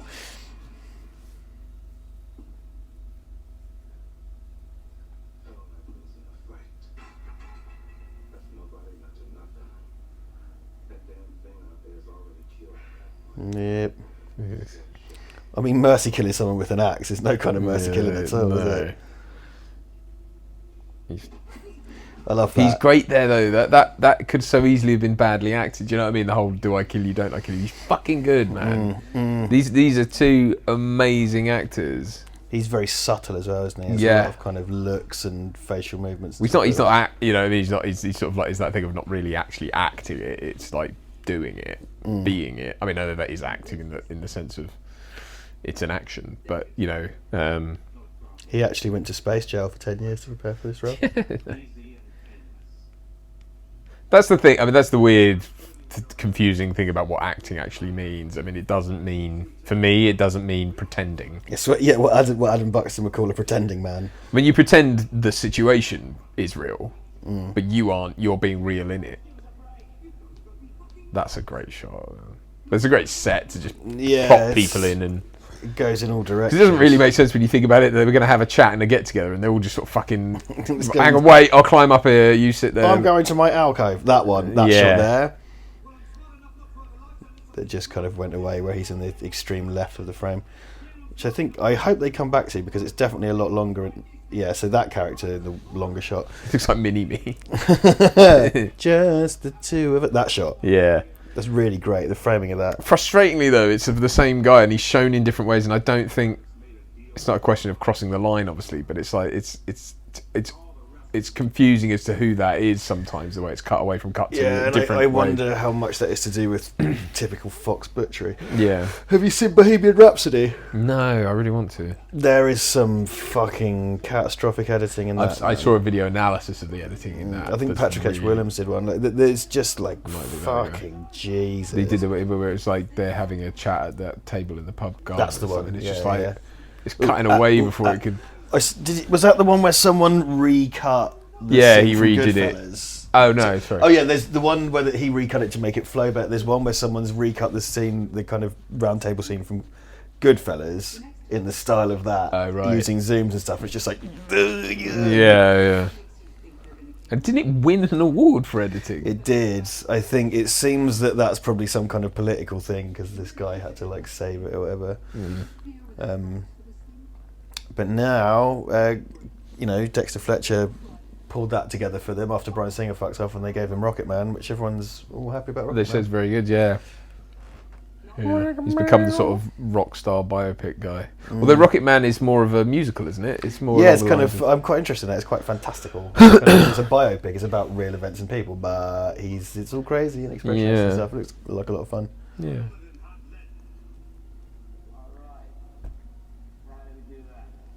How do we do that? See, the other good thing with this score is it is ominous and oppressive. Like I do think the score, even though like all that stuff is very, it's weighty and it's very it fits with this a lot. I think it works very well. Yeah, and these bits have kind of like slightly organy parts which play into the sort of the ecclesiastical thing, and this is like a cathedral, this kind of big cavernous. Oh yeah. Well, very deliberate because obviously again, it's monks and religion. People, I'm sure, will know, but there's a lot of the original concepts for this was a wooden planet of monastic order that eventually worshipped the alien or something, didn't it? And that draft was completely nuts. There's some great concepts of like a guy coming out of a hatch on the planet's surface and stuff like that. Right. But I think that's a bit too out there to fit into the universe that's been set up. Oh yeah. It's cool though. Yeah, it's one of those things where, like, again, it's one of those things where people act like it would have been the coolest film ever, and it's like, well, just because it's a cool idea, it doesn't mean it's one of those. It's like, well, that wasn't made, ergo, it's automatically brilliant. It's also, but it's also one of those things people talk about as if it was seriously going to be exactly that, and I think actually it's one of these things where concepts have to go too far way to be brought back to. At the start of the process, you throw everything to the wall and see what sticks. Yeah, and it's exactly that kind of thing. That's what's his name, who's in Game of Thrones and Suits as well. Is he the eunuch guy in Game of Thrones? Yes. Right, okay, I recognise him. Hi, I'm the eunuch guy from Game of Thrones. Hi, I'm the eunuch. Do you remember that guy? It's like a Dutch TV show or something, and he's interviewing a guy who went in for surgery and they accidentally castrated, or they mistakenly castrated him, and he's like apparently that's not real. Yeah, I can see that, but it's still funny. It still makes me laugh. It's still fucking hilarious. Yeah. Yeah, and he's like, what's up about this?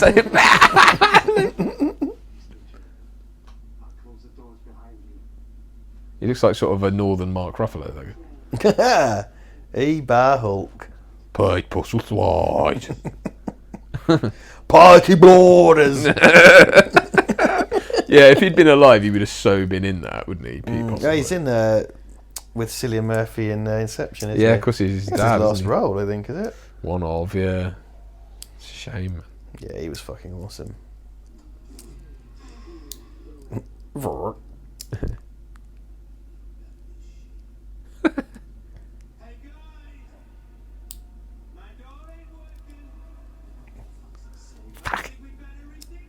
Fuck. Everybody come and smack the door. Yeah, I think this is the first time you see any kind of alien perspective. Though it's debatable that that's just an expressionist thing as well. There are bits, aren't there, of Alien though, where it's kind of his perspective. Yeah, well, that's the thing, but it's just sort of what it's like. This is just where the camera's mounted. Yeah. Like, because this has that fisheye thing. Yeah. It kind of creates, and the fact that it's low to the ground. I don't like putting, and I especially don't like it in Covenant because I don't want to be in the Aliens. But the whole point is do they do that in Covenant? Oh, big time! But remember. It's actually properly. It's got all like funny, visiony lines on it and stuff like that. And it's like veiny lines that. Veiny. Well, it is like veins that are going. It's weird. No, I don't remember that at all. I just was in no. I've watched that beginning to end, I think, once, and I've watched bits of it on TV as much as I could stomach, and it's like. Bleh. Yes, I don't like the whole point of, but they said with the original design of the Necronomicon or whatever had big bug eyes, and that was what was going to. There's even the original puppet for the chestburster in Alien had eyes. Yeah. And eventually it was H.R. Giger's thing of like, no, get rid. Like, it shouldn't have eyes because the whole point is eyes are relatable, and their expression is, they offer expression. Kind of blank dome, and it should just be this thing where you don't know where it's. The eyes are the window to the soul and all that, and the whole point is like, does it have a soul? This is the thing that the video games where you play as the alien copy this very much. Ah, okay. That's how the Alien vs Predator games and stuff, which makes sense in a video game mechanic way, Hello. You ding dong. Yeah, so there's quite a few instances of the kind of composited rod puppet thing there. Yeah, when it runs along the ceiling and stuff, it's a bit. It's a bit. The thing is, the puppetry is really good. It's just the way it's composited. Oh yeah. It's no one's fault. Because when he discovers it eking the guy or whatever he's doing to it, it looks. I don't like that. Sorry to interrupt. I don't like that. It's in fucking atmosphere. It's in planetary atmosphere. Like that. The whole point of the Shalaka was it was this massive gun-shaped ship that shouldn't. Not something that should just land on the ground. Like it's sort of like their JJ movies like this another extreme kind of left frame shot. The JJ movies like to show the Enterprise landing, and it's kind of like that's not really doesn't look like. The trouble with showing ships like that in oh god, that's terrible. Yep. The trouble with showing ships like that in an atmosphere is that they've got no apparent means of remaining in the air. If it's in space, fair enough. But if it's in an atmosphere, it would need wings propelling and shit. itself in any way. Because in Aliens, obviously the dropship has wings that fold out, even though it's only uses them once. But shit.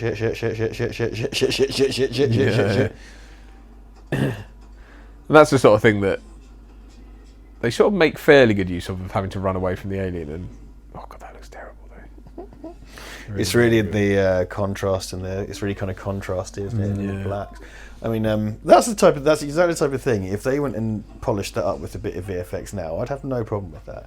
I'm not saying replace it with a CGI model. I'm saying use modern techniques to kind of take that out and just clean it up. Off it's a shame, but it's just one of those things where I can just never see them doing that because I'll just be like, oh, there's no case for it. This isn't just never made enough money, or it's not well regarded. I don't think anyone's in a particular hurry to do that with this film, which is a shame.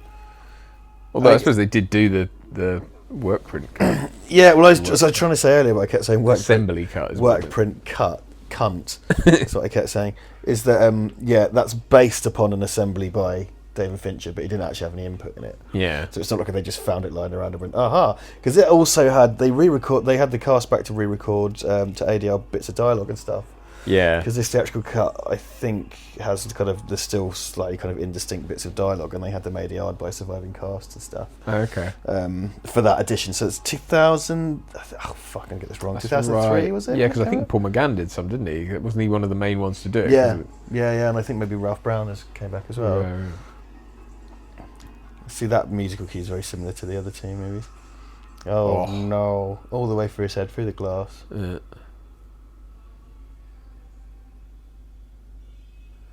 Oh, no. This is the thing, like these bits. Yeah, it's the only trouble is that being so, it just takes you out of and that's what's frustrating is the way everything's shot is it's very scary, but yeah, it's a shame, and it's all really sumptuous as well. Yeah. Like it's just really great.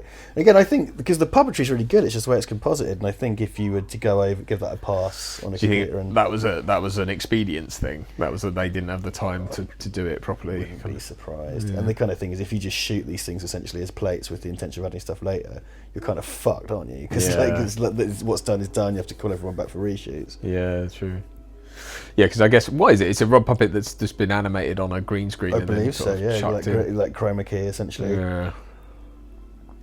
Which the movement and stuff matches to the scenes really well. It's just the way it just kind of looks like a flat element on top of it, which it is, I suppose.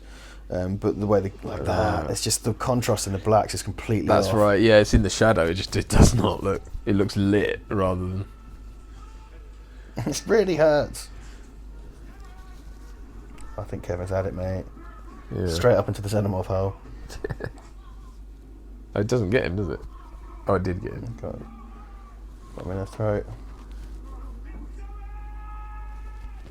I'm going to use Kevin here as bait. Yeah.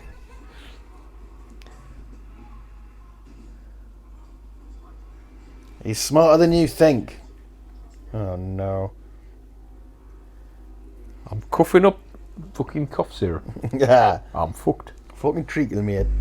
So again, but this is the trouble with the costume design and the thing. It's great and everything, but who is that just died? Yeah. Like, there's no way of knowing. It No investment in becomes who. Very who indistinct and. Yeah. See, this stuff's great. This great kind of tense alien stuff, and that's an in-camera puppet. And then we're off to rubbish land again. But it's weird because the mouth and the head all lends itself really well to those kind of like close-ups and peering around corners and stuff. Like that's what works about it, especially the first one, is the kind of the chin and the almost rictus grin at points of the sort of the teeth and everything. Mm. Yeah, and the kind of metal teeth. Yeah.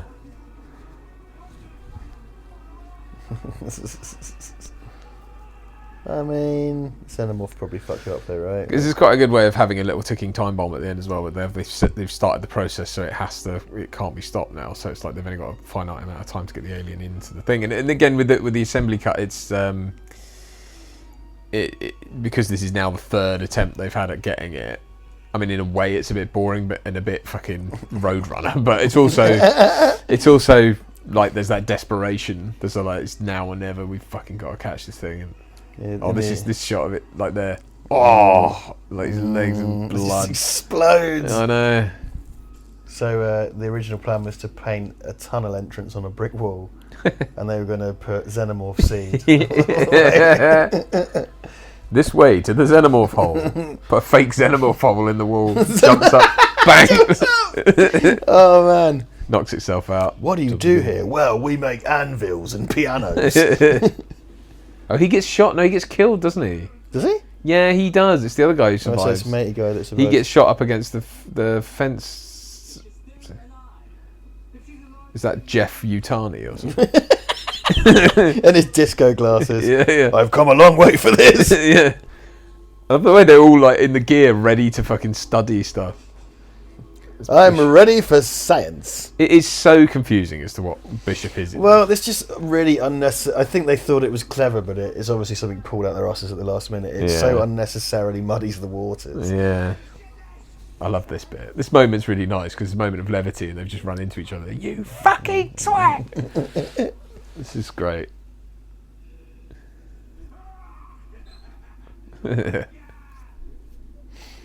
He's got that weird head bandage on as well. That's like it's not so fun anymore, is it? His brain fell off. Oh no, my brain fell off. It's really indistinct as to what the alien's actually doing to them a lot of the time as well. It's just like... Yeah, that's the thing, because it appears to be kind of eating them sometimes. Yeah.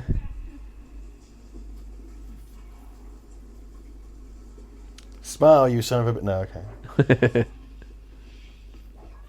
She's been saving that for when she kills it. Of course, if you wanted to scare an alien, you'd have to fight it on fireworks night. That's another thing that's sort of a trope of this and the fourth film, which is the sort of it can't hurt Ripley thing. You know what I mean? That's sort of like, yeah, okay. Ripley's allowed to get near it now, and it's kind of like she's not running from it anymore, and it's like, I think those whipping noises is a bit... I suppose, well, it's the tail, isn't it?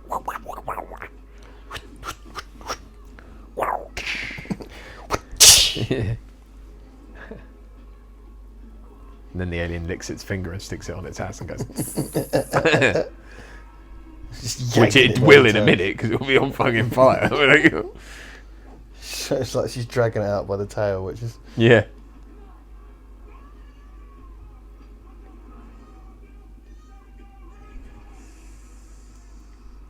Never spits acid again. Yeah, you would think it's a bit of a... Totally good. Is that like sort of Iron Man's one-use laser thing? Like, yeah, right. But that looks pretty decent, actually. That didn't look bad. Yeah, it was obviously a transition shot with it panned away, like they could put... So it's there, it's just green. Total shite. Total wank me. Welcome to Total Shite Effects. Shite and wank effects in Newcastle upon Tyne. If you need an effect doing badly, we're your people. I know what you're thinking. Is this bollocks? No. You're But I did make it with me bollocks. I don't know fucking bollocks, like. It's weird why he stays behind to fight. Oh, because he wants to keep it in there, right? So he stays behind to fight it, and dies. You know, like. I love the way he stands a good chance. Like he starts putting up a proper fight with it as well.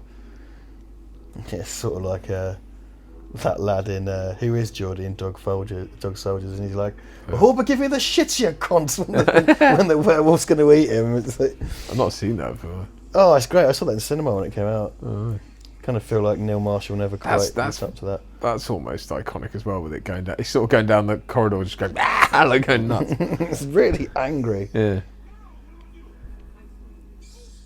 Yeah, all this stuff's amazing, and it's like it is, like you said, it's very Fincher. It's very, it's very orange. It's very. I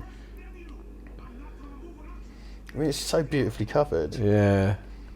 Such a shame. Like this top-down shot of it running up to him looks really good in a minute, because it starts following him, but then you get this top-down thing of it running up to him, like here, I think. This is where it's just in the work print cut or something. Oh God, I hope not.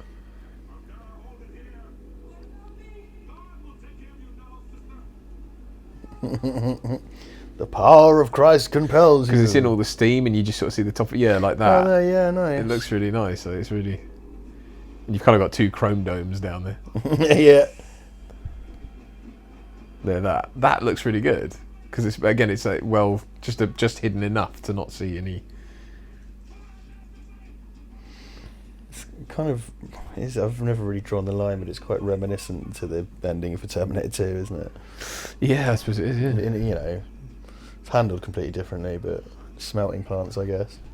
Yeah. Steel mill and the leadery, which is what the lead plant's called. Leadery. That's a thing that I didn't just make up. The leadery's where people send their lead when they go on holiday. For it to be looked after. To have trained lead practitioners to look after and feed their lead. Oh, we have a lead. This is my lead, Baxter. He's very important to me. I'm looking after me nan's lead. I cannot come yet. I'm looking after me nan's lead. Gonna take me lead for a walk. How is it? Heavy, still heavy, dense, but pliable. Pliable. Mustn't lick it. You get poisoning. Aye. Aye. Unless you're in it, you can use it for pipes, but only in a soft water area. No, hard water area, whichever one it is. No, it's hard water. Oh, there goes that joke. So hard water is not plumbo solvent. Plumbo solvent. Soft water is. Killed the Romans, maybe? That's what happens when you have a plumber for a dad.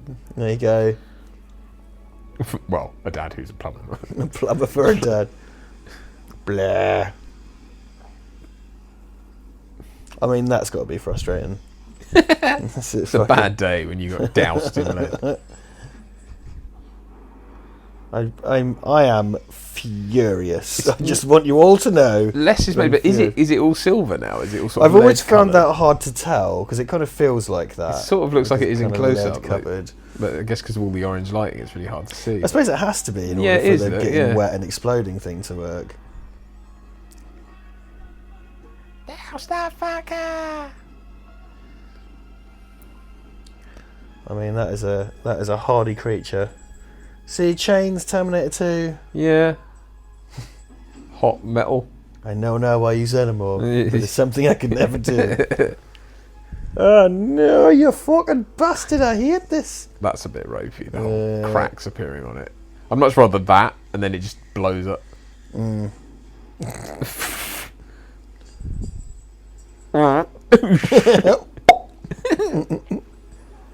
Have a banana. Did that not just spray acid everywhere?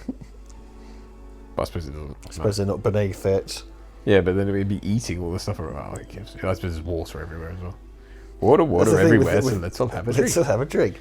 This cut, it's just like, I'm just so glad it's over now. Yeah. It's not as engaging. It doesn't have as much... There isn't much meat on it. Not meat on the bones. Yeah, it's... Yeah, but it's such great... You're right, there's so much great imagery in it. Like, all that stuff of her swinging onto the thing, and it's... I think it's almost deliberately confusing as to what all this is and where they are, in a way. You know? It's like, what is all that? Why is there loads of sort of scaffolding and handrails around this thing? That... What was that? Why does it move? What... It doesn't matter, does it? It's kind of like... It's the leathery. Yeah. It's the lead observation platform. Like, it's where they breed lead. why is there a chicken wire fence that goes in to keep the lead Stop in? the lead getting out. The lead pen. Da, da, da, da, da. That is a big pile of lead. Yeah. Oh no. Oh my. That wasn't very nice. A rolling stone. Oh, that's right, because Ed, what is his name? Johnny, or Ed 45 or whatever, literally bashes the bishop. What? Well, because he hits him on the back of the head, doesn't he? With Oh, right. Bashes the bishop. That's why he gets shot, because he smacks Bishop. Right. Right. Or Bishop 2. That's what he's credited as, Bishop 2. So stupid. Again, this just raises further questions. This cut doesn't have him saying I'm not a droid, or does it? Because like I think think with his ear hanging off and shit. I think that's just in the work print. That's cut. right. Yeah. The work print was the one where he's like, "I'm real" or whatever, and in this, it's like it's a really he's weird still bleeding effect. though. Well, he's bleeding. His ear's hanging off. But the ear's hanging off in a way that makes it look like he is a droid. But there's no milk coming out of him. But then is it like, did they replace? Droid. Did these ones run on blood or something? Like, I don't know. Upgraded. I mean, and yeah, he's called Bishop too. Like, and again, fucking Alien versus Predator had to come along and fuck that around more, didn't it? And it's also that thing of like, why just as with Terminator, just as with David and what's the other one called? Arnold. Michael, I think. No, David and Walter. Walter. Oh yeah. Why do they look the same, but one's American, one's British? What's it's like? What? I was thinking of Michael Six from the Frenowitz show. Well, it's just so Michael Fassbender could do another accent. It's like, yeah, but why would they look the same? He should have been a Geordie. Oh, me and Walter! We're going to the fucking colony, you bastard leg. What did you do to Elizabeth Shaw? You can't do that, mate. You can't do that. You'd better stop. Chips on gravy. Pie. Would you like pie? I wonder how. I think we were larking about over it, but it says that there is that shot of her stepping back and shutting the gate, right? Like, so was she like, yeah, she kind of pulls it slammed it across. in Bishop's face. Like, Bishop 2's face. Bishop 2's Bishop face. do you think at this point she has a death wish? Like, she must do, I guess, because why would she? Yeah, look, it's this. Bow, bow, bow, bow. Yeah, It's properly taken out. Oh. No fucking. Oh, all the smoke came off him as well.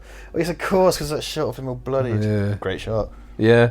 It's a really horrific death, like it's shot off a thing and bounces off the wall. It's like how a computer game boss dies. Yeah. Yeah, because this is a bit. He doesn't have him because he says like, "Oh, I'm not a droid." I think. Yeah, I think I prefer him not doing that. It's almost like they want him to be a droid, and this is now the facade's been dropped. That ear effect is so odd. Well, because it's like if that was a real human and it had, it's like he'd be peeled off his skull. Yeah, he'd be fucking dead. Like, that kind of blunt force trauma would be on the fucking floor. Like, Yeah, there's no way. It was a massive pipe. Look at that. I mean, he can hear her better because his ear's slightly closer. Look at that. It's ridiculous. It's like the thing in Total Recall where the orange pipe comes out the fat lady's head. Yeah, it is. See, Right, so the Xenomorph comes out on the way down, right? We get the money shot of the Queen face, I go. No? Yeah, you do hear. There you go. I just think that's corny, man. Like, it's sort of as an image, it's too much to happen in that moment. And then why is there loads of fire? But it's like she's falling into the sun. It was lead below her a minute ago. I suppose it's the hell imagery, isn't it? Yeah. I mean, look how vast that is compared to what was there before. Yeah, like it doesn't really make any sense. I'm willing to write that off as a kind of expressionist thing, but yeah. So I like all this music at the end, and when because it ends with the refinery closing down, and they just kind of leave. Because this is supposed to be the conclusion, right? Like, yeah, and it shows you like that's oddly reminiscent of Total Recall with the kind of sun flare. Yeah, this is kind of tour of the set here. Yeah, but I quite like that as a sort of like this horrible thing happened in a place that is so remote and no one knows about, and it's like it's got a kind of strange victory lap feel to it, hasn't it? Yeah, it's true, and I mean, but it's also, I guess, a part of the like no one can hear you scream type thing, where it's like, see again, there's our survivor. Is that to set something up? That's the thing I wish they'd done. Is like it's one of those things, and I do understand it. It had become Sigourney's kind of thing. And it's a shame that, they could. I just feel they could have made other films without her.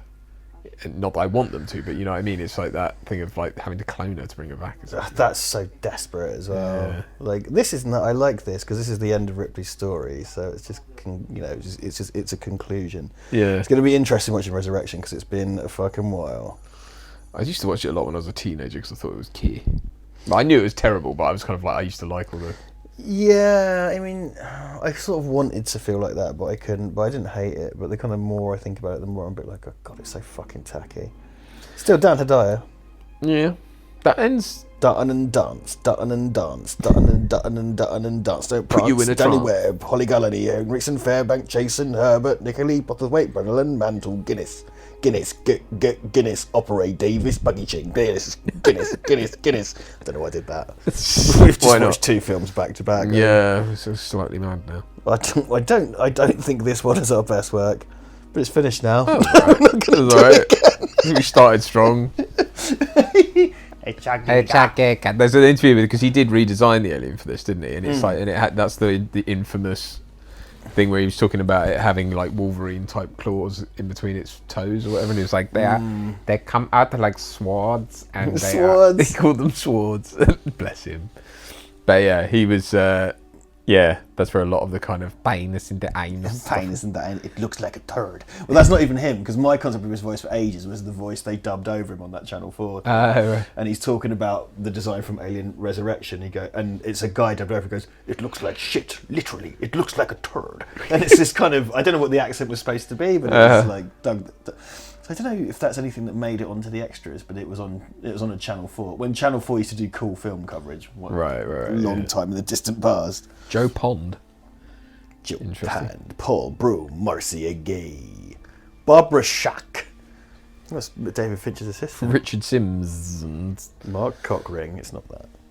It's not that. Yeah, if it's like Coburns, it's Mark Coring. Yeah, right. Coburns. Yeah, sure. We all know it's Cockburns. Yeah. Well, there you go. Alien 3. Alien the third. Okay. I mean, I don't think, again, that the theatrical cut, it's one of those things where they go, oh God, we need to just cut this for pacing.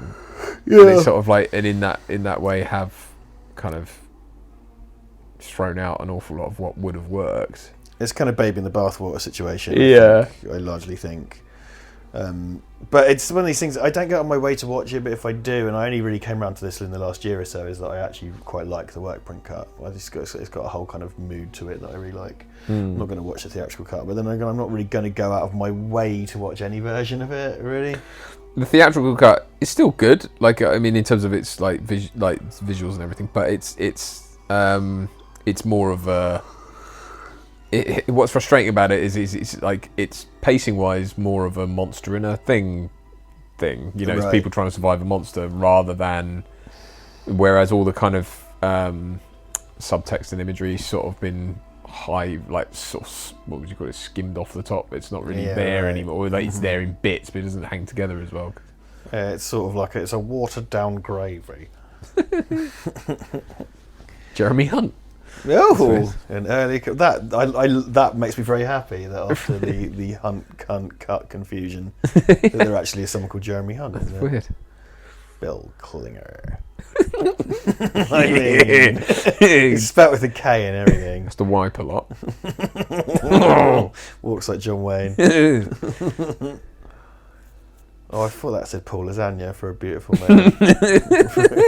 Paul Lasagna. Paul Lasagna. Paul Lasagna, yeah. Director. Jamie Friday. Wow. It's Jamie Fridays. It's like Tier 5 Fridays, but not nearly as popular. Oh, God. Come on, end you fucker. do you think there's a lot of credits from like prior iterations of... Are people credited in it who worked on earlier drafts? Or I guess, and it's like they were building sets before they even had a script, so I got to give those guys all credit and shit, because I guess it's once you're officially in production you get a credit. Then there's union rules for days, right? Like yeah. Canon. I can't spell canon. Dicky Dub, right and hammer.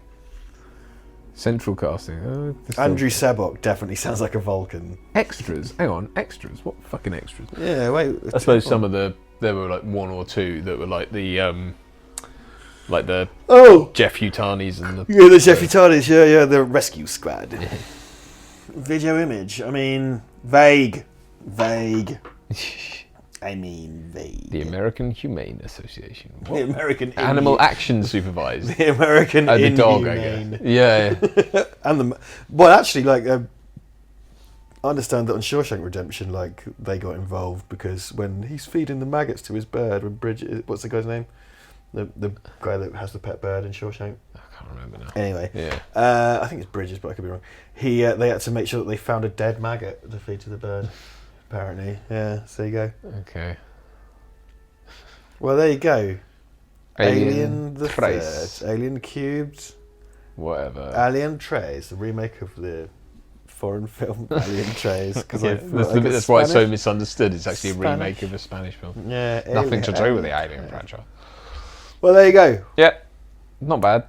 Quite right. In conclusion, yeah. I mean, we're on the downslide now. Let's be honest, as far as alien films go. But... yes, we peaked already, and now we just have to deal with this. Yeah. Well, if that's all, ladies and gentlemen, you know where we are. You know where to find us. Patreon, we must Amazon affiliate, fucking Redbubble, fucking Facebook and Twitter. It's all below. Look below. Go and do a joining. Okay, we're off now. Bye. Bye. Hi everybody, it's Duncan Casey. I just wanted to take a moment to talk to you about our new storefront at redbubble.com. Yeah! We have all new merchandise including t-shirts. Yeah! Mouse mats, mugs, phone covers, and much more besides. Fucking merchandise! Please go over there and have a look. It really helps us out. It helps keep the lights on, keep the channel moving forward, and spreading the word. Capitalism! So please head over to redbubble.com, links in the description, and check it out. Support your 7th or 8th favourite YouTube channel by buying crap, tat, junk, hogwash and filth at redbubble.com/people/Val Verde Shop.